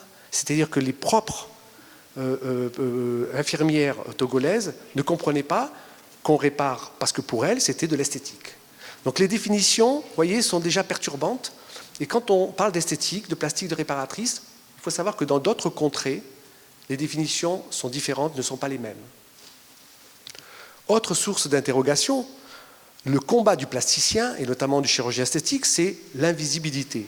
Quand on fait un lifting, la quête, c'est d'avoir des cicatrices les plus invisibles possibles. La cicatrice doit être invisible.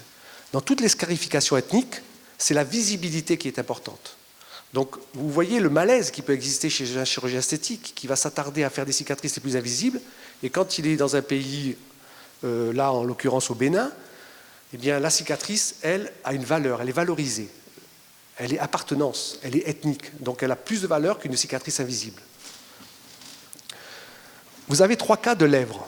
Le cas numéro 1, ce sont typiquement des lèvres que l'on va augmenter de volume pour donner une lèvre un peu plus charnue, c'est de la chirurgie esthétique, c'est ce qu'on voit dans nos pays européens.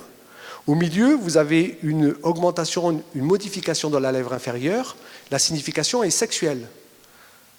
Et dans le 3e cas, la signification est ethnique, appartenance au groupe.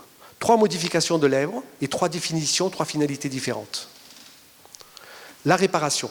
En préambule, je vous ai dit que la chirurgie plastique, c'était réparer le corps, c'était lui redonner une plastique et c'était en améliorer son esthétique. Là, vous avez la réparation. Là aussi, source de conflit pour le chirurgien plasticien que je suis. Parce que la réparation en Afrique, elle est valorisée. C'est-à-dire qu'un objet qui est vieux, tout est réparé en Afrique. En haut, vous avez un pare-choc, toutes les calebasses sont réparées. La réparation est valorisée, alors que nous, dans nos pays, la réparation est quelque chose de dégradé, à une mauvaise image. Et là aussi, c'est une source de réparation, d'interrogation. Et vous avez ce cas, je ne sais pas si vous voyez bien, de ce monsieur très âgé dans ce dispensaire, à qui et là vous avez sa cuisse, je ne sais pas si vous voyez bien, il y a sa cuisse, je lui ai enlevé une grosse tumeur. Alors en tant que chirurgien, pour le traiter, je lui enlève sa tumeur, et en tant que plasticien, je lui fais une belle cicatrice. Mais la cicatrice est tellement belle, avec un petit surjet où on n'enlève pas de fil, tout était tellement parfait que le patient n'était pas content. Et vous savez pourquoi il n'était pas content ? Parce qu'il se disait, alors ça ce sont des informations que vous obtenez quand vous êtes au village, quand vous dormez au village, quand au bout de 2-3 jours, les médiateurs vous expliquent un petit peu les choses. Donc là je vous le résume, mais le patient n'était pas content parce qu'il se disait, mais est-ce qu'il a tout enlevé ? D'abord, première chose, parce qu'il n'avait pas eu mal. Et deuxièmement, parce qu'il ne comprenait pas, il ne voyait même pas les fils. Tout ça pour vous dire que le symbole de l'intervention n'était pas résumé à la cicatrice. Souvent, la cicatrice, c'est la signature du geste de l'intervention. Mais en tant que plasticien, je me dois de faire une cicatrice invisible. Eh bien, en l'occurrence, avec ma cicatrice invisible, je n'avais pas été jusqu'au bout, je n'avais pas soigné l'invisible.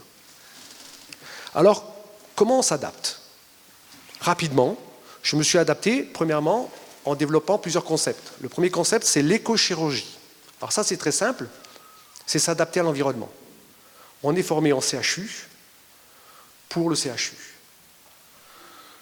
On est formé en France pour une médecine française, pour une médecine européenne. Dès que vous êtes dans un environnement différent, il faut que l'on travaille à s'adapter et à proposer des techniques adaptées à l'environnement. C'est ce que j'appelle, moi, l'éco-chirurgie, c'est-à-dire travailler en fonction de son environnement.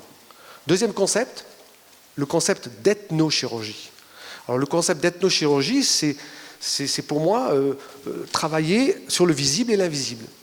J'ai vite appris que j'étais efficace que sur la moitié de mon traitement.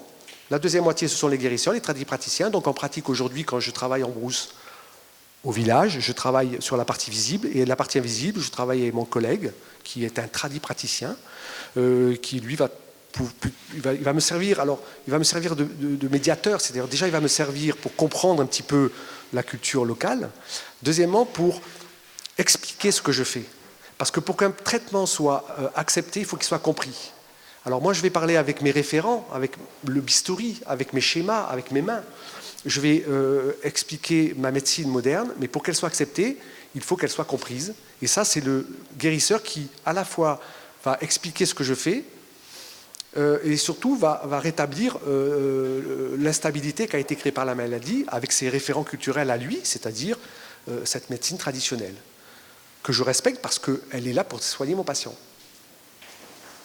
Alors l'ethnochirurgie, c'est différent de l'ethno-esthétique.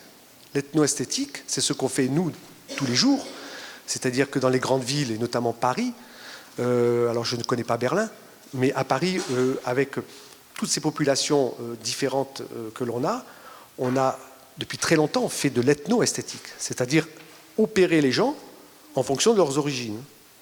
Alors ça, c'est un concept qui n'est pas accepté en France, parce qu'on doit toujours opérer avec cette culpabilité que l'on a, ce sentiment d'égalité que l'on a, on doit toujours traiter les gens de la même façon, et ce qui est un leurre, parce qu'on ne traite pas les patients de la même façon.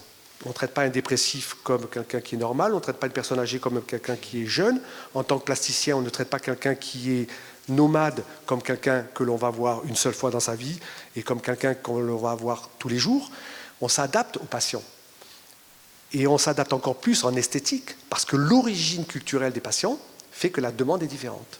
Et j'avais fait un travail en 2005 à l'île Maurice avec un confrère, le docteur Crépé, où on s'était intéressé à... Alors l'île Maurice était intéressant parce que sur une population assez homogène, on avait 4 grandes populations d'origine ethnique différentes, africaines, indiennes, européennes et asiatiques. Et on avait vu que les demandes étaient différentes en fonction des origines qui étaient différentes. Je n'ai pas le temps de détailler, mais l'ethnoesthétique est différente de l'ethnochirurgie. Alors, dernier concept sur lequel j'ai travaillé, et je travaille toujours, c'est le concept de chirurgie esthétique humanitaire. Parce que, alors, généralement, vous êtes un public sympathique, mais généralement, quand je présente ce terme de chirurgie esthétique humanitaire avec mes confrères, notamment médecins, je suis très vite agressé, entre guillemets, parce que c'est inconcevable. L'esthétique, c'est tout ce que vous connaissez, la mode, ce qu'on a évoqué tout à l'heure avec Madame Delcourt. Et l'humanitaire, c'est un milieu différent. L'association des deux n'est pas concevable, parce que l'humanitaire, il va sauver le monde. L'humanitaire, c'est le médecin, le chirurgien qui est là pour guérir le vrai malade, la vraie demande. L'esthétique, c'est superflu. C'est la mode, ce sont ces femmes qui font des choses superflues. L'association des deux est inconcevable. Alors moi, ma première interrogation, ça a été qu'au plus lointain des dispensaires et des villages où j'ai été, parce que l'expérience que je vous relate aujourd'hui, il faut bien imaginer que c'est au fin fond du pays développé. En voie de développement, pardon. Donc là, vous êtes au fin fond de l'Afrique ou de Madagascar et tout est beau. Le degré de raffinement qu'on vous a évoqué tout à l'heure, et l'esthétique est partout. L'esthétique est partout. Alors là, en bas, vous avez des photos. Je suis dans un dispensaire à Allada où je traite une maladie qui s'appelle l'ulcère de Buruli. C'est une horreur. Ce sont des ulcérations, ça sent mauvais, ce sont des passements horribles. Et là, vous avez ce degré de raffinement dans l'esthétique. Alors, je ne sais pas la signification qu'on évoquait tout à l'heure, on va en rediscuter. Je ne sais pas. Ce que j'ai constaté, c'est que l'esthétique était partout. Alors, ma démarche, moi, est arrivée, et pardon pour ces images un peu choquantes, mon interrogation première est arrivée en 2003, quand j'étais à Sokoto, au nord du Nigeria. On ne peut plus y aller maintenant, il y a Boko Haram. Je travaillais sur une maladie qui s'appelait le Noma. Ça, c'est une maladie aussi horrible qui détruit le visage. Et nous, les plasticiens, on reconstruit. Et quand j'arrive, je suis encore chef de clinique, je vois ces enfants qui ont été opérés. Et moi, je découvre la maladie. Et je crois que c'est ça la maladie. Je n'ai pas compris qu'ils avaient été opérés. Alors je dis, ah, c'est horrible, c'est horrible. Et là, je me souviens, il y avait des chirurgiens allemands qui me disaient qu'ils étaient très contents de leur intervention. Et moi, je trouvais ça immonde. Je ne comprenais pas que l'intervention était terminée.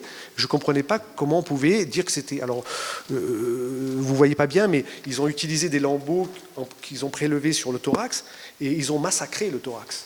Et je dis au chirurgien allemand, mais tu es content de ton opération, tu as abîmé toute l'épaule, mais c'est pas grave, avec les habits, on ne le voit pas. Et j'ai dit, mais non, en Afrique, ils mettent des boubous. Et l'interrogation en 2003, j'ai dit, c'est pas possible, on ne peut pas être chirurgien plasticien, et on n'a pas fini notre travail. On a reconstruit, mais il faut aller plus loin. Alors très vite, moi j'ai travaillé sur des techniques chirurgicales. Vous voyez, un Noma, c'est ça. Ce sont vous pouvez imaginer, c'est vraiment le visage de la pauvreté. Ce sont des gens qui sont battus, ce sont des gens qui sont violés, ce sont des gens qui sont exclus. Et donc par des techniques de chirurgie, on va essayer de reconstruire. Là, vous avez la reconstruction. Je me suis attardé à essayer de reconstruire avec toujours une finalité esthétique, même si on était au fin fond de l'Afrique.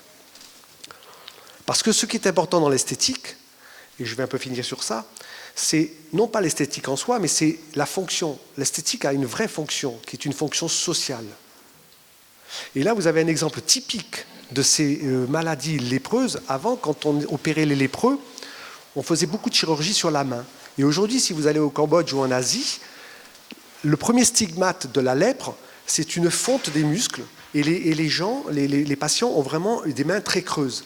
Ils ne vous demandent plus de faire des opérations compliquées, ils vous demandent simplement de corriger cet aspect creux et j'utilise des techniques de lipofilling, ce sont vraiment des techniques de base de chirurgie esthétique qu'on utilise pour redonner un volume au sein, pour redonner, on vous prend votre propre graisse et on vous la réinjecte, ça s'appelle du lipofilling, c'est vraiment une technique de chirurgie esthétique et c'était assez perturbant parce que vous êtes humanitaire, vous êtes au fin fond d'un village, vous êtes en Asie, vous reconstruisez des pathologies très graves et vous utilisez des techniques de chirurgie esthétique. Eh bien, il ne faut pas oublier que quels que soient les endroits du monde, la fonction esthétique est capitale. Parce que quand vous avez une main qui signe la lèpre, la face sociale de la main, c'est la face dorsale. Quand vous dites bonjour, eh bien, vous signez votre maladie. Eh bien, l'esthétique a une fonction, c'est une fonction de resocialisation. Alors, voilà, ça c'est typiquement une malformation congénitale qui est une fente faciale. Ben, c'est un enfant. En Afrique, ça s'appelle la chirurgie esthétique. Cet enfant mange, il va vivre normalement, mais il va vivre l'enfer. Il va vivre comme un enfant esclave. Il va peut-être être noyé. Je vous rappelle que pour une fente labiale, quand vous êtes au Ghana sur le lac Yeji et que vous êtes une petite fille, vous êtes noyé à la naissance, comme les chats. Pour une fente labiale. Quand vous avez une fente comme ça, faciale, les enfants ne mangent pas avec vous. Les enfants dans le village ne vous parlent pas. Et quand vous êtes au Bénin, sur la droite vers la frontière, la frontière au-dessus de Karimama, eh bien, vous êtes un enfant esclave. C'est-à-dire qu'à la naissance, on vous donne au peul et vous devenez un enfant esclave. Ce qui veut dire que pour une malformation qui est réparable en 2 heures de temps, vous avez à droite 2 heures de temps, c'est le lendemain, eh bien, pour l'Afrique, on a fait la chirurgie esthétique. Pour moi, j'ai fait simplement de la chirurgie, tout simplement. En conclusion, pour nous, la chirurgie plastique, c'est aussi reconstruire l'esthétique. Et ça, j'espère que demain, vous verrez différemment le chirurgien esthétique. Parce que la chirurgie esthétique a une vraie fonction, qui est la réparation. Et ça, c'est mon combat. La chirurgie esthétique est thérapeutique. Thérapeutique au sens où elle va soigner, elle est même vitale. Je vous rappelle qu'au Ghana, on noie les petites filles. Je vous remercie de votre attention.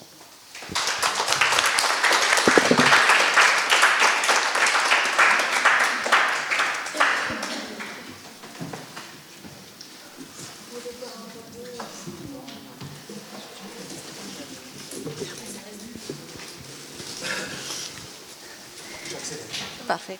Merci beaucoup. On est complètement dans le temps. Merci aux deux intervenants pour vos interventions, toutes les deux extrêmement passionnantes. Moi, je parle pour moi que je m'intéresse aux modifications esthétiques comme travail de thèse, mais je pense et j'espère que le public aurait apprécié aussi l'effort de vulgarisation, de diffusion. C'est difficile parfois pour nous, les académiciens, à utiliser un langage qui puisse être compris et apprécié par tout le monde. Donc, sûrement, vous avez noté des questions à poser. J'avais vu une question au fond. Pour commencer, donc. Merci. Alors, j'ai une question à vous, Madame la sociologue. Une question, c'est plutôt 3 questions que je vais vous donner de manière très synthétique et succincte. Vous avez fait une étude comparative de l'esthétique. Et cette étude comparative, en fin de compte, elle a pour objet de voir les ressemblances, enfin les critères qui ne... Comment dire je vais la refaire. Il se disait que l'étude comparative permet, en fin de compte, de voir les ressemblances et les éléments discriminants. Et je voulais voir avec vous quels ont été, en fin de compte, par vos études comparatives de l'esthétique, on va dire les éléments constitutifs universels de la beauté des corps, tout simplement. C'était ma première question. La deuxième question, c'était en fin de compte, est-ce que la beauté des corps, c'est pas un instrument d'une forme d'intégration sociale, puisque vous avez fait un travail sociologique sur la beauté. C'était ma deuxième question. Et ma troisième question, tout simplement, quid de la beauté masculine. Voilà.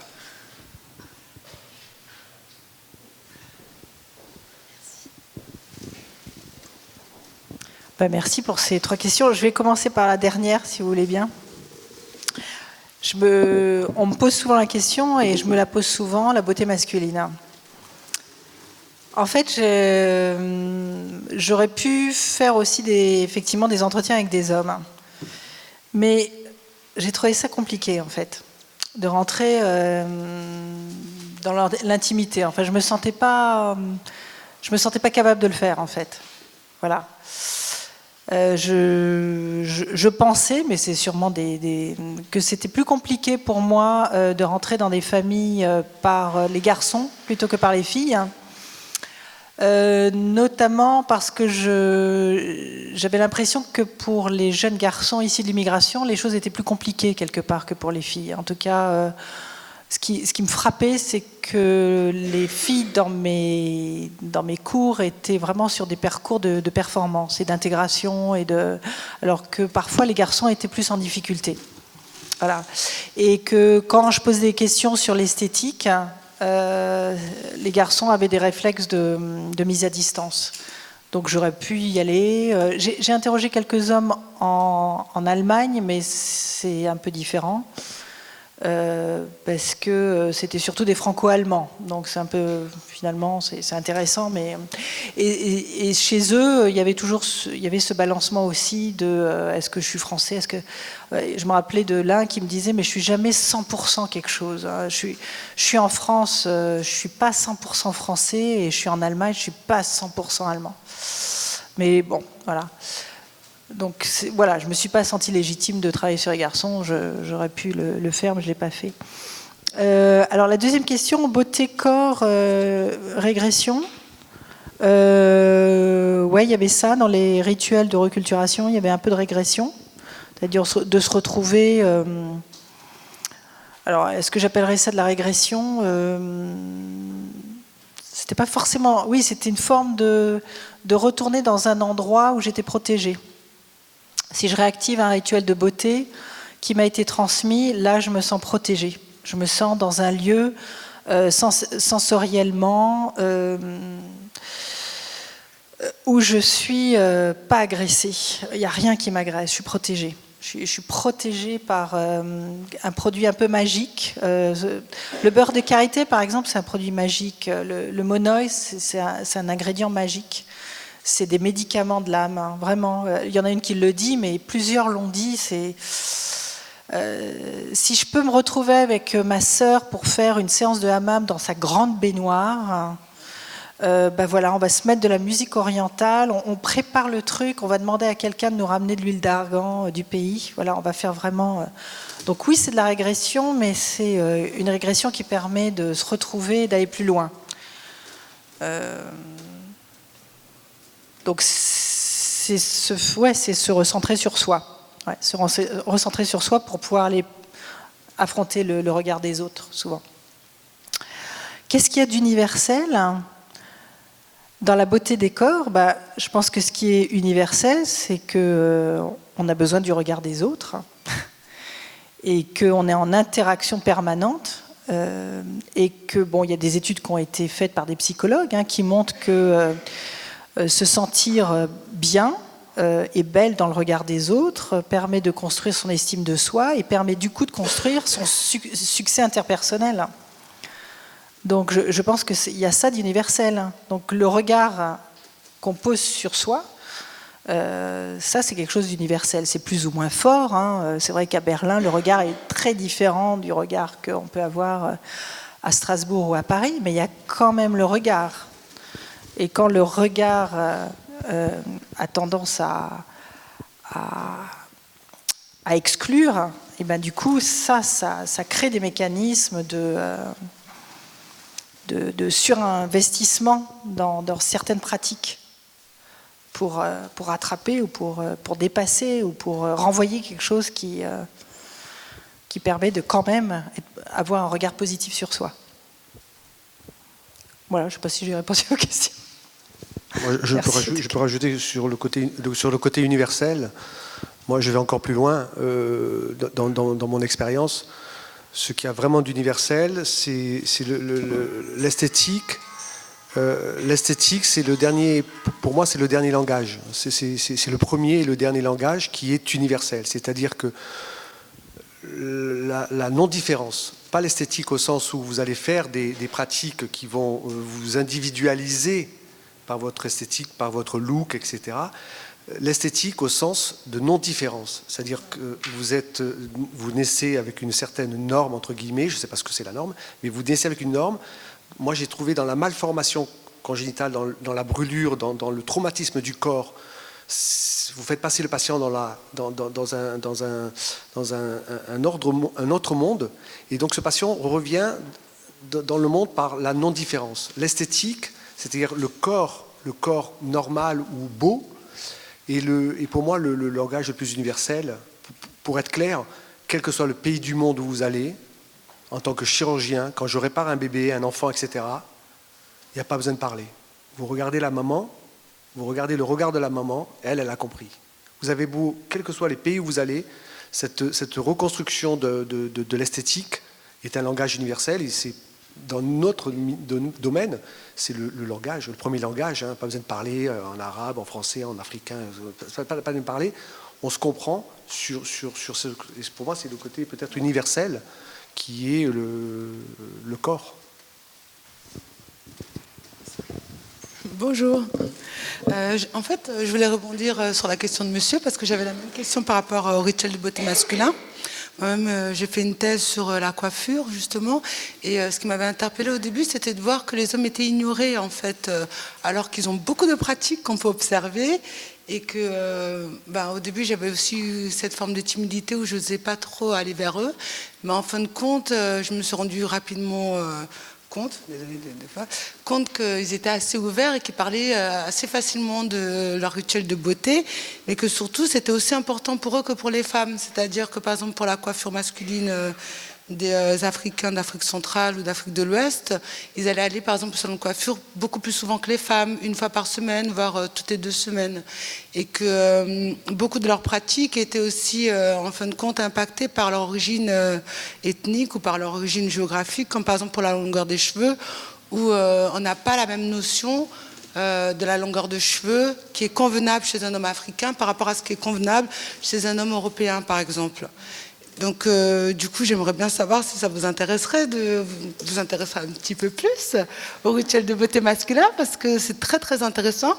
Et je voulais aussi rebondir sur la question de la mixité des salons de coiffure, dont une de vos enquêtes a parlé. Et pareillement, j'avais remarqué qu'en fin de compte, ce sont les salons de coiffure européens qui ne sont pas mixtes. Mais les salons de coiffure africains, en tout cas, africains ou entiers, sont mixtes. C'est-à-dire qu'on y retrouve des populations de partout. Il y a juste des Chinois que je n'ai pas vu dedans, pour être tout à fait honnête, quoi. Mais que ce sont des salons qui sont mixtes. Donc, en fin de compte, quand on dit qu'il n'y a pas de salon de coiffure mixte, on parle des salons de coiffure européens et non pas d'autres salons de coiffure. Donc, on parle de ce qui est censé être normal, en fait, quoi. Voilà, c'était juste pour dire ça. Oui, c'est vrai, c'est tout à fait vrai. En fait, c'était des jeunes femmes qui disaient je vais dans le centre commercial à côté de chez moi, il y a tous ces coiffeurs européens et il n'y a pas de coiffeurs africains et les coiffeurs européens ne savent pas me coiffer les cheveux. Et c'est vrai que par exemple à Dakar, dans les salons de coiffure, ils savent tout à fait coiffer le cheveu européen. Ouais. Les hommes, non, mais c'est une bonne question. Je sais pas. Après, pourquoi on choisit son objet de recherche? Moi, c'est vrai, je suis assez fascinée par ce que font les femmes. Voilà, en termes de pratique de beauté. Je suis plus intéressée par ça, mais bon, c'est. En fait, il y avait dans les familles, ce qui était intéressant, c'est que par exemple, certains produits cosmétiques étaient achetés par les hommes. Tout ce qui était lait corporel, par exemple, l'hydratation du corps, c'était les hommes qui achetaient. Donc on sentait qu'ils étaient très impliqués sur les décisions d'achat. Mais bon, je les ai pas interrogés. Je suis désolée. Hein. Donc, c'est un champ de recherche ouvert hein, pour tous ceux qui nous écoutent, les jeunes chercheurs, voilà, il y a de quoi faire. Oui. Oui, bonjour. Moi, j'avais une question, une réflexion à soumettre au docteur Knipper. Quand vous réparez, on a généralement l'idée d'un avant et d'un après. Et j'ai pour ma part une expérience de brûlure au 2e degré avec greffe de peau. Et l'après est évolutif. C'est-à-dire que la cicatrisation est longue, ça prend. J'avais dans l'idée qu'une fois la réparation terminée, ça s'arrêterait, ou du moins on m'avait parlé de 2 ans de cicatrisation une fois ça. Et je m'aperçois que c'est très long. C'est très long et que c'est évolutif. C'est-à-dire que la peau ne cesse d'évoluer. Je voulais savoir si c'était une réflexion que vous aviez avec vos patients, aussi bien dans votre expérience humanitaire, si cette idée-là, que la réparation était définitive, c'était quelque chose dont vous parliez avec vos patients. Oui, merci pour la question. Le problème qui est posé dans notre action, c'est que souvent, on intervient de manière ponctuelle. Donc ça, c'est le gros problème. C'est pour ça qu'on ne peut pas exporter notre médecine en Afrique ou dans d'autres pays, parce que dans le soin, il n'y a pas que l'acte chirurgical. Déjà, il y a la compréhension d'explications, etc. Et puis le suivi, vous avez tout à fait raison. C'est pour cela qu'on fait de la formation, que la finalité de notre action est de toute façon de former les acteurs de santé locaux pour pouvoir continuer le traitement à long terme. Et c'est pour ça que, vous parlez de la brûlure. La brûlure, ce qui est important, c'est la symbolique de la brûlure. La vraie question, c'est pourquoi j'ai été brûlé. Donc je reviens sur ce côté ethnologique, de l'ethnochirurgie, qui fait que moi, je vais être l'acteur ponctuel qui va réparer concrètement. Il va y avoir une bride, je vais la couper, je vais faire ma greffe, je vais la réparer. Mais je sais que déjà, il faut réparer pourquoi j'ai été brûlé. Et toute cette évolution que vous avez fort bien évoquée, c'est-à-dire que l'évolution de cette cicatrisation, je la transmets quelque part même au médecin traditionnel qui va utiliser énormément. Moi, je prescris énormément, je suis un grand prescripteur de beurre de karité, parce que à travers le geste qui est pas seulement le beurre de karité, qui est le geste de toucher, de massage, etc., de prise en charge, donc il y a tout un traitement qui est assuré par les tradipraticiens. Les tradipraticiens ne sont pas simplement là pour réparer le désordre qui a été créé par la brûlure, mais c'est pour continuer l'entretien, et c'est pour ça que les médecines traditionnelles doivent être respectées, notamment pour ces patients, hein. Parce que dans l'acte de cicatrisation, que vous avez raison, en chirurgie c'est très long, mais après il faut rester dans son rôle. Moi je suis un petit blanc qui fait la chirurgie plastique, je coupe, je fais un lambeau, je répare une fente, etc. Et je reste dans mon rôle.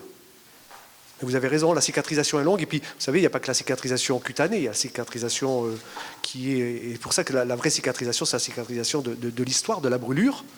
Et c'est en ce sens que le tradipraticien joue son rôle, parce qu'il va réparer cette longue cicatrisation de cette fracture, qui est une fracture de vie souvent. J'avais une question pour Madame Virginie Soulouet-Dercourt. Tout d'abord, j'avais un commentaire parce qu'en fait, merci beaucoup pour votre communication. Elle m'a évoqué tout de suite en fait un court-métrage qui a été nominé au César, qui s'appelle Le bleu, blanc, rouge de mes cheveux, et qui est vraiment dont le sujet est vraiment cette tension entre une coupe de cheveux afro auquel la jeune femme, personnage principal, est très attachée, avec tout un rituel de beauté, avec le beurre de karité, etc. Et elle va être confrontée à la photo d'identité de la carte d'identité française et la coupe afro qui ne rentre pas dans le cadre. Et bon, voilà, ça faisait vraiment écho à ça. Donc je ne sais pas si vous l'avez vu, mais il vient illustrer vos propos. Et j'avais une question par rapport à la relation mère-fille dont vous parlez. Dans votre exposé, vous parlez surtout de la transmission des pratiques esthétiques du pays d'origine. Et je me demandais comment cette transmission culturelle familiale pouvait s'articuler en fait avec aussi peut-être la sensibilisation des parents envers leurs enfants, que l'apparence est aussi un outil d'intégration sociale. Alors je dis ça car dans mon propre terrain, j'ai rencontré donc des personnes issues de l'immigration.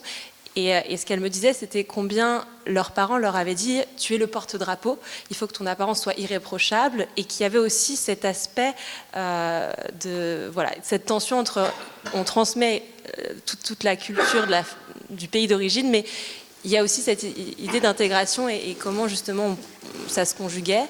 Et toujours sur cette relation mère-fille, comment peut-être les nouvelles pratiques esthétiques des filles se diffusaient aussi de manière verticale vers leur mère. Est-ce qu'elles avaient aussi de l'influence sur les pratiques esthétiques de leur mère et dans cette même thématique-là, par rapport à leurs amis qui ne sont peut-être pas originaires du même pays et qui n'ont pas ces pratiques-là, est-ce que les pratiques justement d'ailleurs, de là-bas, se diffusent aussi aux personnes qui habitent ici et qui découvrent justement le beurre de karité, qui découvrent des produits magiques, miraculeux. Voilà. Alors d'abord, j'ai pas vu le film, je vais essayer de le trouver. Je vous conseille. Oui, en écoutant en fait les commentaires que tu faisais, effectivement, il y a des pratiques qui sont transmises non seulement de la mère à la fille, mais de la fille à la mère. Notamment le henné pour les cheveux. Parce que ce qui m'a frappé dans les familles, c'est que la mère, au bout d'un moment, elle trouvait que le henné, c'était un peu compliqué. Parce qu'il faut mettre les cheveux dans un sac, enfin c'est compliqué, puis on tâche beaucoup de choses, etc. Et donc elle s'était mise souvent, avec difficulté, mais elle s'était mise à la coloration industrielle. Et c'est souvent poussé par leurs filles qu'elles font le pas de passer à des produits industriels. C'est pas forcément facile, elles le regrettent un peu. Certaines aussi décident de se couper les cheveux, un peu poussé par les filles. Donc c'est vrai, ça circule dans les deux sens. Alors par rapport aux amis, ouais, c'est un point j'ai pas tellement insisté là-dessus, mais c'est par les amis et c'est aussi beaucoup par Internet. Les blogs, les blogueuses. Les blogueuses sont très très importantes. Moi, ce qui m'étonne aussi beaucoup, c'est qu'elles sont au courant de tout, de tous les produits qui sortent. Elles ont toutes testées, elles se font toutes des conseils les unes aux autres, elles se disent ça c'est bien, ça c'est pas bien, elles sont vraiment connaisseuses. Donc oui, il y a beaucoup de diffusion entre amis. Alors après, je ne sais pas dans le quotidien à quel point elles en parlent, mais ça passe beaucoup par les réseaux sociaux, Instagram, Facebook... Voilà, et puis elle communique avec les copines qui sont en Afrique, la diaspora qui est au Canada, aux États-Unis. Elles échangent des informations sur le net, elles se font livrer des produits les unes aux autres. Il y a un fond de teint qui est bien aux États-Unis, allez hop, on l'envoie à la cousine qui est à Berlin et vice-versa. Donc il y a un trafic qui se fait entre pays d'origine et pays de destination, et puis entre différents pays, entre amis, cousines, enfin il y a tout un système, tout un commerce en fait qui se fait. Oui, justement, parce que si je peux rebondir sur cette question, en fait, finalement, on se rend compte que les marques des cosmétiques, par exemple, quand il s'agit des fonds de teint, donc des nuances des couleurs des peaux qui existent dans le monde, en fait, on essaye de se rapprocher, mais c'est très nouveau pour les marques européennes. C'est quelque chose qu'on fait beaucoup plus en Amérique. Et aussi donc en Amérique, États-Unis et en Amérique en général. Moi, j'ai vécu au Mexique et je peux dire qu'en fait, on est en train, même au niveau des teintes pour les cheveux, de chercher quelque chose en fait qui se soit toujours dans l'optique de la beauté naturelle, entre guillemets. Voilà, donc il faut que ce soit pas choquant, ni la différence des couleurs des teintes. Donc toute cette nuance pour les cheveux, pour ne pas abîmer les cheveux autochtones au Mexique par exemple, et donc des fonds de teinte pour se rapprocher de teintes naturelles. En fait, c'est des technologies qui sont en train de se mettre au point. Donc voilà, dans ce sens, donc de l'adaptation des produits cosmétiques et donc une augmentation de l'offre mise en place par les marques. Et aussi, donc, je vais essayer d'y arriver, l'occidentalisation. Alors, c'est un sujet polémique, puisque du coup, en fait, on associe toujours la mondialisation à cette idée qu'on va perdre quelque chose, on va perdre des caractères typiques d'une culture. Donc, à l'occurrence, ça va être des phénomènes culturels, la façon de manger, mais aussi du coup la façon de s'habiller, la façon de se maquiller. Donc, en fait, l'esthétique nous renvoie cette peur, cette crainte d'une perte de biodiversité avec la mondialisation, c'est-à-dire avec la facilité de la communication par Internet, par la télévision, les séries télévisées, les films, etc. Donc, ma question pour vous, que vous avez connu des populations différentes, que vous êtes concentrés sur la beauté et que vous êtes du coup des personnes de terrain, est-ce que cette notion d'occidentalisation, vous la voyez, vous voyez que c'est un problème constitutif et reconnu par les acteurs, ou c'est un mythe, ou c'est une réalité dans ce sens-là, considérant aussi que les modèles esthétiques d'aujourd'hui, ce n'est pas que Barbie. On voit très bien que en fait, c'est plus Beyoncé, Nicki Minaj, Kim Kardashian qui sont les vedettes auxquelles, et elles représentent entre guillemets des modèles de beauté. Et je ne sais pas si j'utiliserai le mot injonction dans ce sens-là, ni dominant, mais elles représentent des modèles de femmes, des femmes du spectacle qui sont valorisées. Et donc, en fait, effectivement, on peut retrouver peut-être des personnes qui souhaitent suivre ces modèles esthétiques. Quel est votre point de vue en considérant les exemples des personnes avec lesquelles vous avez parlé? Alors moi j'ai un point de vue beaucoup plus simple. Toute cette dialectique, je la comprends pas. Ça, c'est une discussion de blanc. Ce sont des termes de blanc. Ce sont des choses que... alors j'essaie de me mettre dans le point de vue du village, du terrain. Tout ça, ça n'existe pas. Occidentalisation, c'est des mots, c'est des maladies bizarres. Moi, je vois des gens beaux, des gens heureux. Alors, l'uniformisation, ce sont des mots de blanc. Bien sûr que les gamins ou les enfants que l'on voit même au village, ils ont la casquette, etc. C'est peut-être l'identification. Alors, la plus belle image, c'est il y a 3 semaines, j'étais au Tchad, et quand j'arrive au Tchad, vraiment, pas de photos, il faut vraiment très musulman, ça se dégrade d'ailleurs, et vous sortez vraiment votre appareil de photo, c'est quasiment vous faites arrêter. Hein. Et là, j'arrive à l'hôpital et je vois une petite fille, elle sort son petit appareil de photo, son smartphone, et on est dans l'imitation. L'imitation, j'ai trouvé très, très amusant, elle avait son foulard, etc. Et elle refaisait le geste que faisaient les Blancs, parce que nous, les Blancs, quand on arrive, on sort notre smartphone et on fait des photos comme ça. Alors elle nous disait, en gros, elle nous disait, tu vois, moi aussi, mais ça, moi, je l'ai fait. Moi, quand j'étais petit, j'imitais les Américains, je mettais mes blousons de baseball, on adorait. C'est universel. Mais toute cette dialectique, alors les cheveux crépus, on parlait de tout ça, ça c'est des dialectiques ou des problématiques que je comprends, hein, mais ce sont des Africains à Paris, qui ne sont même pas africains, qui sont des Parisiens d'origine africaine. La première phrase de mon livre, et c'était un proverbe africain, quand tu ne sais pas où tu vas, retourne-toi, tu sauras d'où tu viens. Alors, moi en Afrique, je vois des gens qui savent d'où ils viennent. Puisque quand tu rencontres quelqu'un au village, il passe un quart d'heure à te dire Mamadou, Moussa, Bello, Maman, gna gna gna gna, que pendant 3 heures, il te dit d'où il vient, sa famille, etc. Il passe un temps inouï à se présenter. Donc, ils savent d'où ils viennent. Là-bas, la première fois que je suis arrivé au nord du Bénin, je cherchais mon médiateur, qui était un chef de village, qui s'appelait Moussa. Un homme formidable, et on me disait oui, là-bas il y a un village, il y a un docteur blanc. Je dis non, je ne cherche pas le docteur blanc, je cherche Moussa. Non, mais oui, il est docteur blanc. Parce que c'était un Africain qui avait fait ses études à Dakar et un peu en France, on l'appelait blanc, docteur blanc, parce qu'il avait été. Donc la problématique du noir de blanc, c'est une problématique de blanc. Là-bas, on se traite de noir. Celui-là, regarde, va voir, il est le noir, le noir ébène là, le très noir là.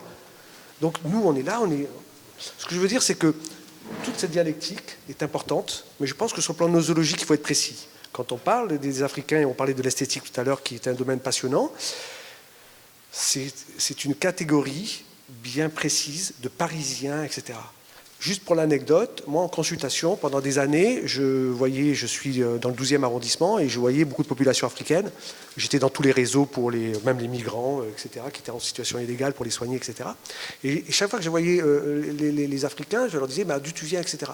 Et quand je tombe sur le petit du 13e arrondissement ou de la Seine-Saint-Denis, c'était toujours ouais, qu'est-ce que ça peut te faire quoi, d'où je viens? C'était la caricature, hein, mais je n'exagère pas. Je dis non, mais tu as des origines. Mais quoi, mes origines, c'est Saint-Denis. Alors ça finissait toujours pas très bien. Et puis j'essayais de lui expliquer que non, je voulais savoir s'il était du Bénin, etc. Et il suffisait que je dise le mot Bénin, de quelle ville, et il suffisait que je connaisse la ville où il a été. J'étais le docteur le plus aimé du 12e arrondissement, parce que j'avais rétabli ce lien peut-être avec le passé. Mais aujourd'hui, quand je demande aux jeunes Africains d'où ils viennent, et quand ils me disent vraiment je viens du 15e ou de Seine-Saint-Denis, ils ne comprennent pas ma question. Parce qu'ils viennent du 15e. Et quand je leur parle du Mali, de Bamako, du Dakar, etc., ils ne savent même pas où c'est, puis ils ne connaissent même pas leur pays. Moi, je suis plus africain qu'eux. Parce que moi, j'ai 25 ans d'Afrique. Donc, ce que je veux dire, c'est que sur le plan nosologique, l'occidentalisation, l'uniformisation, tout ça et tout, ce sont des problématiques qui, pour moi, sont très simples, qu'on a tous eues avec nos expériences diverses, nos origines. Moi, j'aimais bien manger les pâtes avec mes frères et ma mère. Ma mère est italienne. J'aimais bien ça. Je n'ai pas besoin de me mettre du beurre de karité pour... Voilà, donc l'occidentalisation, l'uniformisation, c'est peut-être un problème que nous, on crée par rapport à cette population que l'on voit. Moi, ce qui m'intéresse dans mon travail, c'est de faire de l'ethnologie à l'envers, c'est-à-dire ce que eux voient. Qu'est-ce que nos amis de Dakar ou de Casamance ou du village voient sur le blanc? C'est de l'ethnologie à l'envers. Nous, on passe trop notre temps à regarder, à dire occidentalisation, uniformisation, etc. Mais moi, ce qui m'intéresse, et je l'ai découvert dans mon travail, c'est plutôt ce que eux voient. Qu'est-ce qu'ils voient dans le blanc, dans l'Africain? Parce que l'Africain qui est à Paris, quand il revient au village, c'est pas un Africain, hein. C'est un blanc. Merci. Ouais, moi j'avais une réponse complètement différente, donc je ne sais pas si... Non, ce qui m'a frappé, parce que je pense qu'il faut distinguer Dakar, je veux dire milieu rural, milieu urbain, voilà, on est vraiment dans des endroits très très différents, je pense. Moi, ce qui m'a frappé notamment à Dakar, c'est la présence des entreprises qui proposaient des produits blanchissants, dont des groupes européens ou américains. Ça, c'est très présent. Donc, éclaircir le teint pour qui, pourquoi. Donc, effectivement, je ne sais pas si on me parle, moi, blanche, de ces produits éclaircissants. On en parlerait de la même manière avec quelqu'un qui est noir. Je ne sais pas. Hein.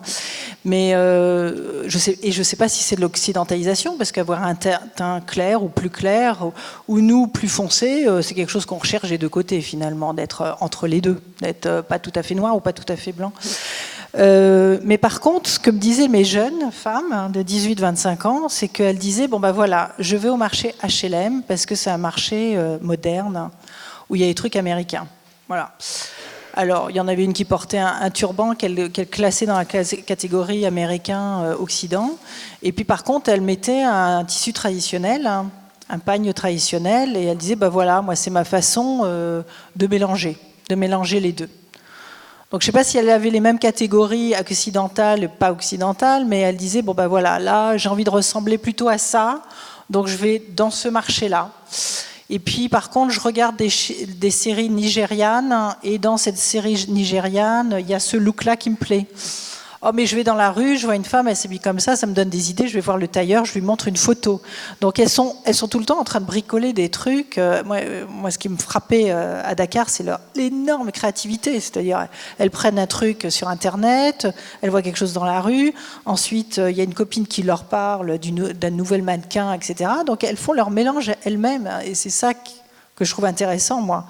Effectivement, on est au-delà occidentalisation, modernité, tradition, elles piquent à droite à gauche, en fait, ce qui leur plaît à elles, hein, au-delà de nos catégories. Ouais. C'est ça qui est passionnant. Outre les définitions, effectivement, la vraie question, c'est pourquoi il y a ce besoin d'identification, peu importe le terme, mais la signification de leur démarche. Et tout à l'heure, vous aviez dit... que ça c'est intéressant.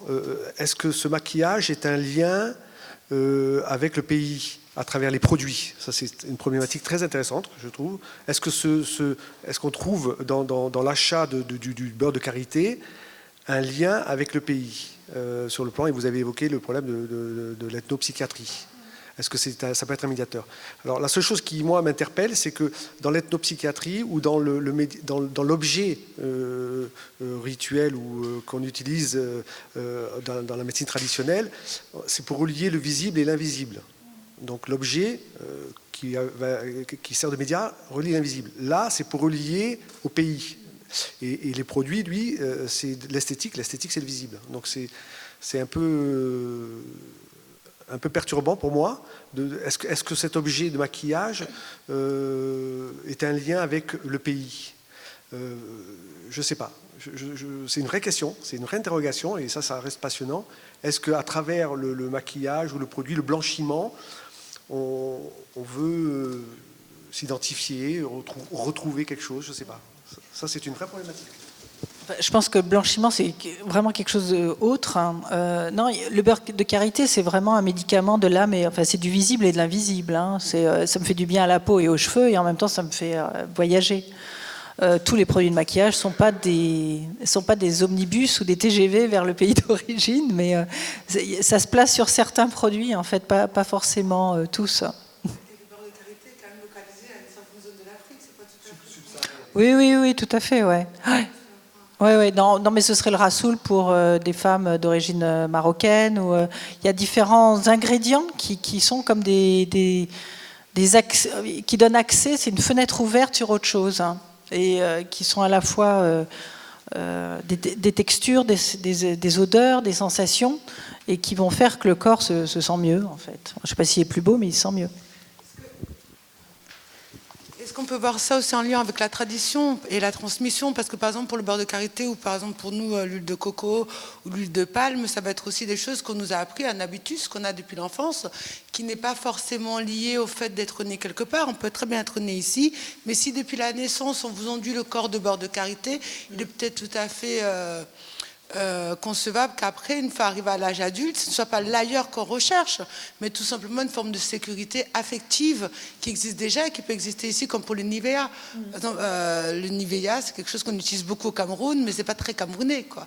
Ou même, il y a des produits, par exemple, que les populations noires vont beaucoup utiliser, mais qui sont fabriqués en Alsace. Je donne l'exemple de le beurre de cacahuète. La dacatine, c'est fabriqué en Alsace, et pourtant c'est un produit qui est indispensable pour nous. Il y a beaucoup de produits comme ça en fait qu'on va utiliser, mais qui ne sont pas africains en fin de compte, qui ont été importés depuis très longtemps, mais qui font partie de notre culture, comme l'aromagie. L'aromagie, on va tous en utiliser, mais c'est pas quelque chose qui est fabriqué en Afrique. Ou la vaseline aussi, pour les cheveux. Ou la vaseline, oui. Ou les cheveux. Très mauvaise pour les cheveux d'ailleurs. Oui, je voulais juste du coup rebondir sur ce concept-là, qu'est-ce qu'on a toujours envisagé comme étant un facteur de stress, d'anxiété, l'effet de devoir s'embellir. Bah, finalement, quand on écoute les personnes qui ont plongé dans les terrains, on se rend compte qu'en fait, au contraire, les pratiques esthétiques peuvent être vraiment rassurantes. Elles peuvent être là et justement fournir un espace sensoriel sécurisant qui nous ramène à des souvenirs réels ou attribués et qui finalement nous permet d'être mieux dans cette sensation retrouvée en fait. Donc c'est intéressant. Est-ce qu'il y a d'autres questions? Moi j'en ai des questions, s'il n'y en a pas.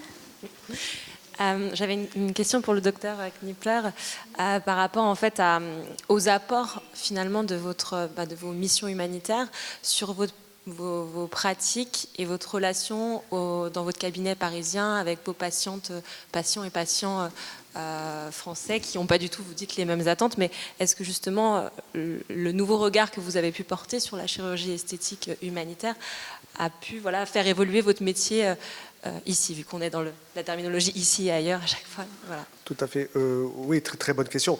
C'est sûr qu'à Paris, on a une problématique différente. C'est que déjà, on est confronté à des populations différentes.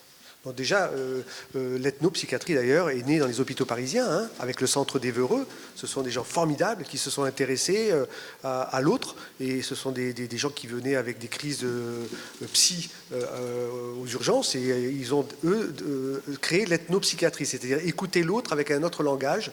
Et nous, sur le plan plastique, forcément, on fait de l'ethnochirurgie déjà depuis longtemps. Puisque quand vous opérez une Italienne, vous ne l'opérez pas pareil qu'une Libanaise, vous ne faites pas un lifting à une Libanaise comme à une Parisienne, on ne met pas le même volume des prothèses mammaires à une Parisienne qu'à une fille du sud de la France ou à une Italienne, etc. Donc toute cette approche est un peu particulière, parce qu'à Paris, on a déjà une population multiethnique. En revanche, personnellement, ça m'a beaucoup appris sur le regard de l'autre. Voilà, c'est-à-dire qu'aujourd'hui, je ne me contente pas de proposer un traitement, j'essaie de m'interroger, alors pour les populations par exemple africaines que je vois à Paris, j'hésite pas à les envoyer dans le 18e au tradipraticien, parce que je sais que l'origine de la maladie est différente, et ça m'a beaucoup enrichi sur l'origine des maladies, voilà, le sens que les patients donnent aux maladies. Et ça, c'est sûr que l'expérience d'aller opérer autre part m'a changé sur le regard de l'autre. Je m'interroge plus, voilà. Quand j'ai une simple tumeur à enlever à Paris, avant c'était réglé, ça durait 5 minutes, c'était programme opératoire, etc. Maintenant, je vais plus demander au patient, discrètement, en venant de manière progressive, est-ce qu'il a fait tous les traitements qu'il fallait, est-ce qu'il a vu qui il fallait, ça veut dire, est-ce que tu as été voir? On est beaucoup dans le silence et le non-dit. Oui, etc., pour essayer de traiter le patient en totalité. J'ai appris à traiter le patient en totalité, alors qu'avec ma médecine moderne, je soignais que la médecine moderne. J'avais des autres questions pour Virginie Silouet-Dercourt. La première par rapport à votre méthodologie et justement cette entrée dans la vie des familles. Je me demandais dans quelle mesure vous aviez pu aussi participer peut-être aux pratiques esthétiques, ou en tout cas être présente pendant, parce que c'est ça relève aussi de l'intimité. Est-ce que vous avez pu récolter uniquement des discours ou voilà, est-ce que vous êtes rentré dans ce quotidien-là et du coup, quels ont été les apports et les difficultés? Et ma deuxième question, une question un peu de sociologue forcément, sur l'influence de la position sociale sur les pratiques que vous avez appelées de consommation reculturante. Est-ce qu'en fonction du métier exercé, des études en cours, il y a des arbitrages différents ou des bifurcations particulières par rapport à ces besoins de réinvestir des pratiques esthétiques du pays d'origine?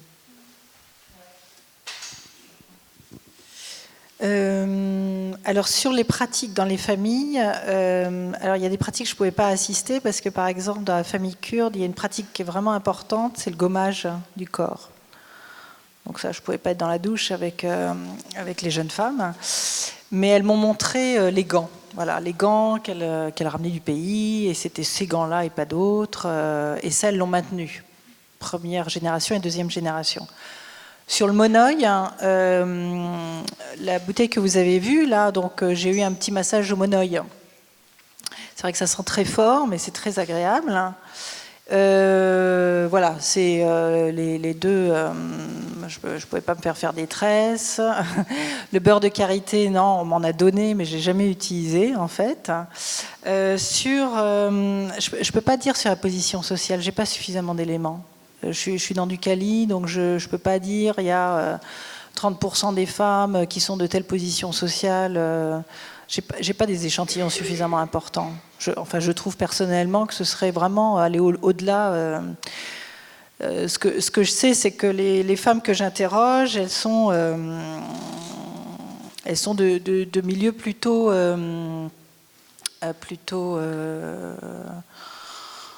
je ne sais pas, les parents étaient dans le bâtiment ou travaillaient dans des métiers comme chauffeur de taxi. Mais après, j'ai eu d'autres entretiens où c'était des catégories peut-être plus intellectuelles et il y avait ce phénomène-là aussi qui jouait. Donc je ne sais pas si c'est une question de classe sociale, mais il faudrait faire des enquêtes plus poussées, enfin en termes de chiffres et de nombre de personnes avec des représentations, je ne sais pas, des échantillons plus importants sur chaque catégorie sociale pour pouvoir vraiment dire oui, il y a un effet social. Oui, à ce stade-là, il n'y a pas de variation. Non. Je ne pourrais pas répondre à ça. Parfait. Donc, est-ce qu'il y a une dernière question ou on va terminer le débat? D'accord, je pense que c'est l'heure. Donc, je vous remercie pour avoir assisté à cette séance très passionnante des corps beauté, les esthétiques du monde. Donc, on se voit la prochaine fois à Paris Descartes. Donc, vous aurez tous les enregistrements pour ceux qui ne peuvent pas se déplacer sur notre site Hypothèse Corps et Beauté. Et donc, ça sera le 3 mai à Paris Descartes et donc sur la beauté virtuelle, donc les youtubeurs beauté et donc toute la dynamique réseaux sociaux, beauté et investissement virtuel. Je vous remercie. Au revoir.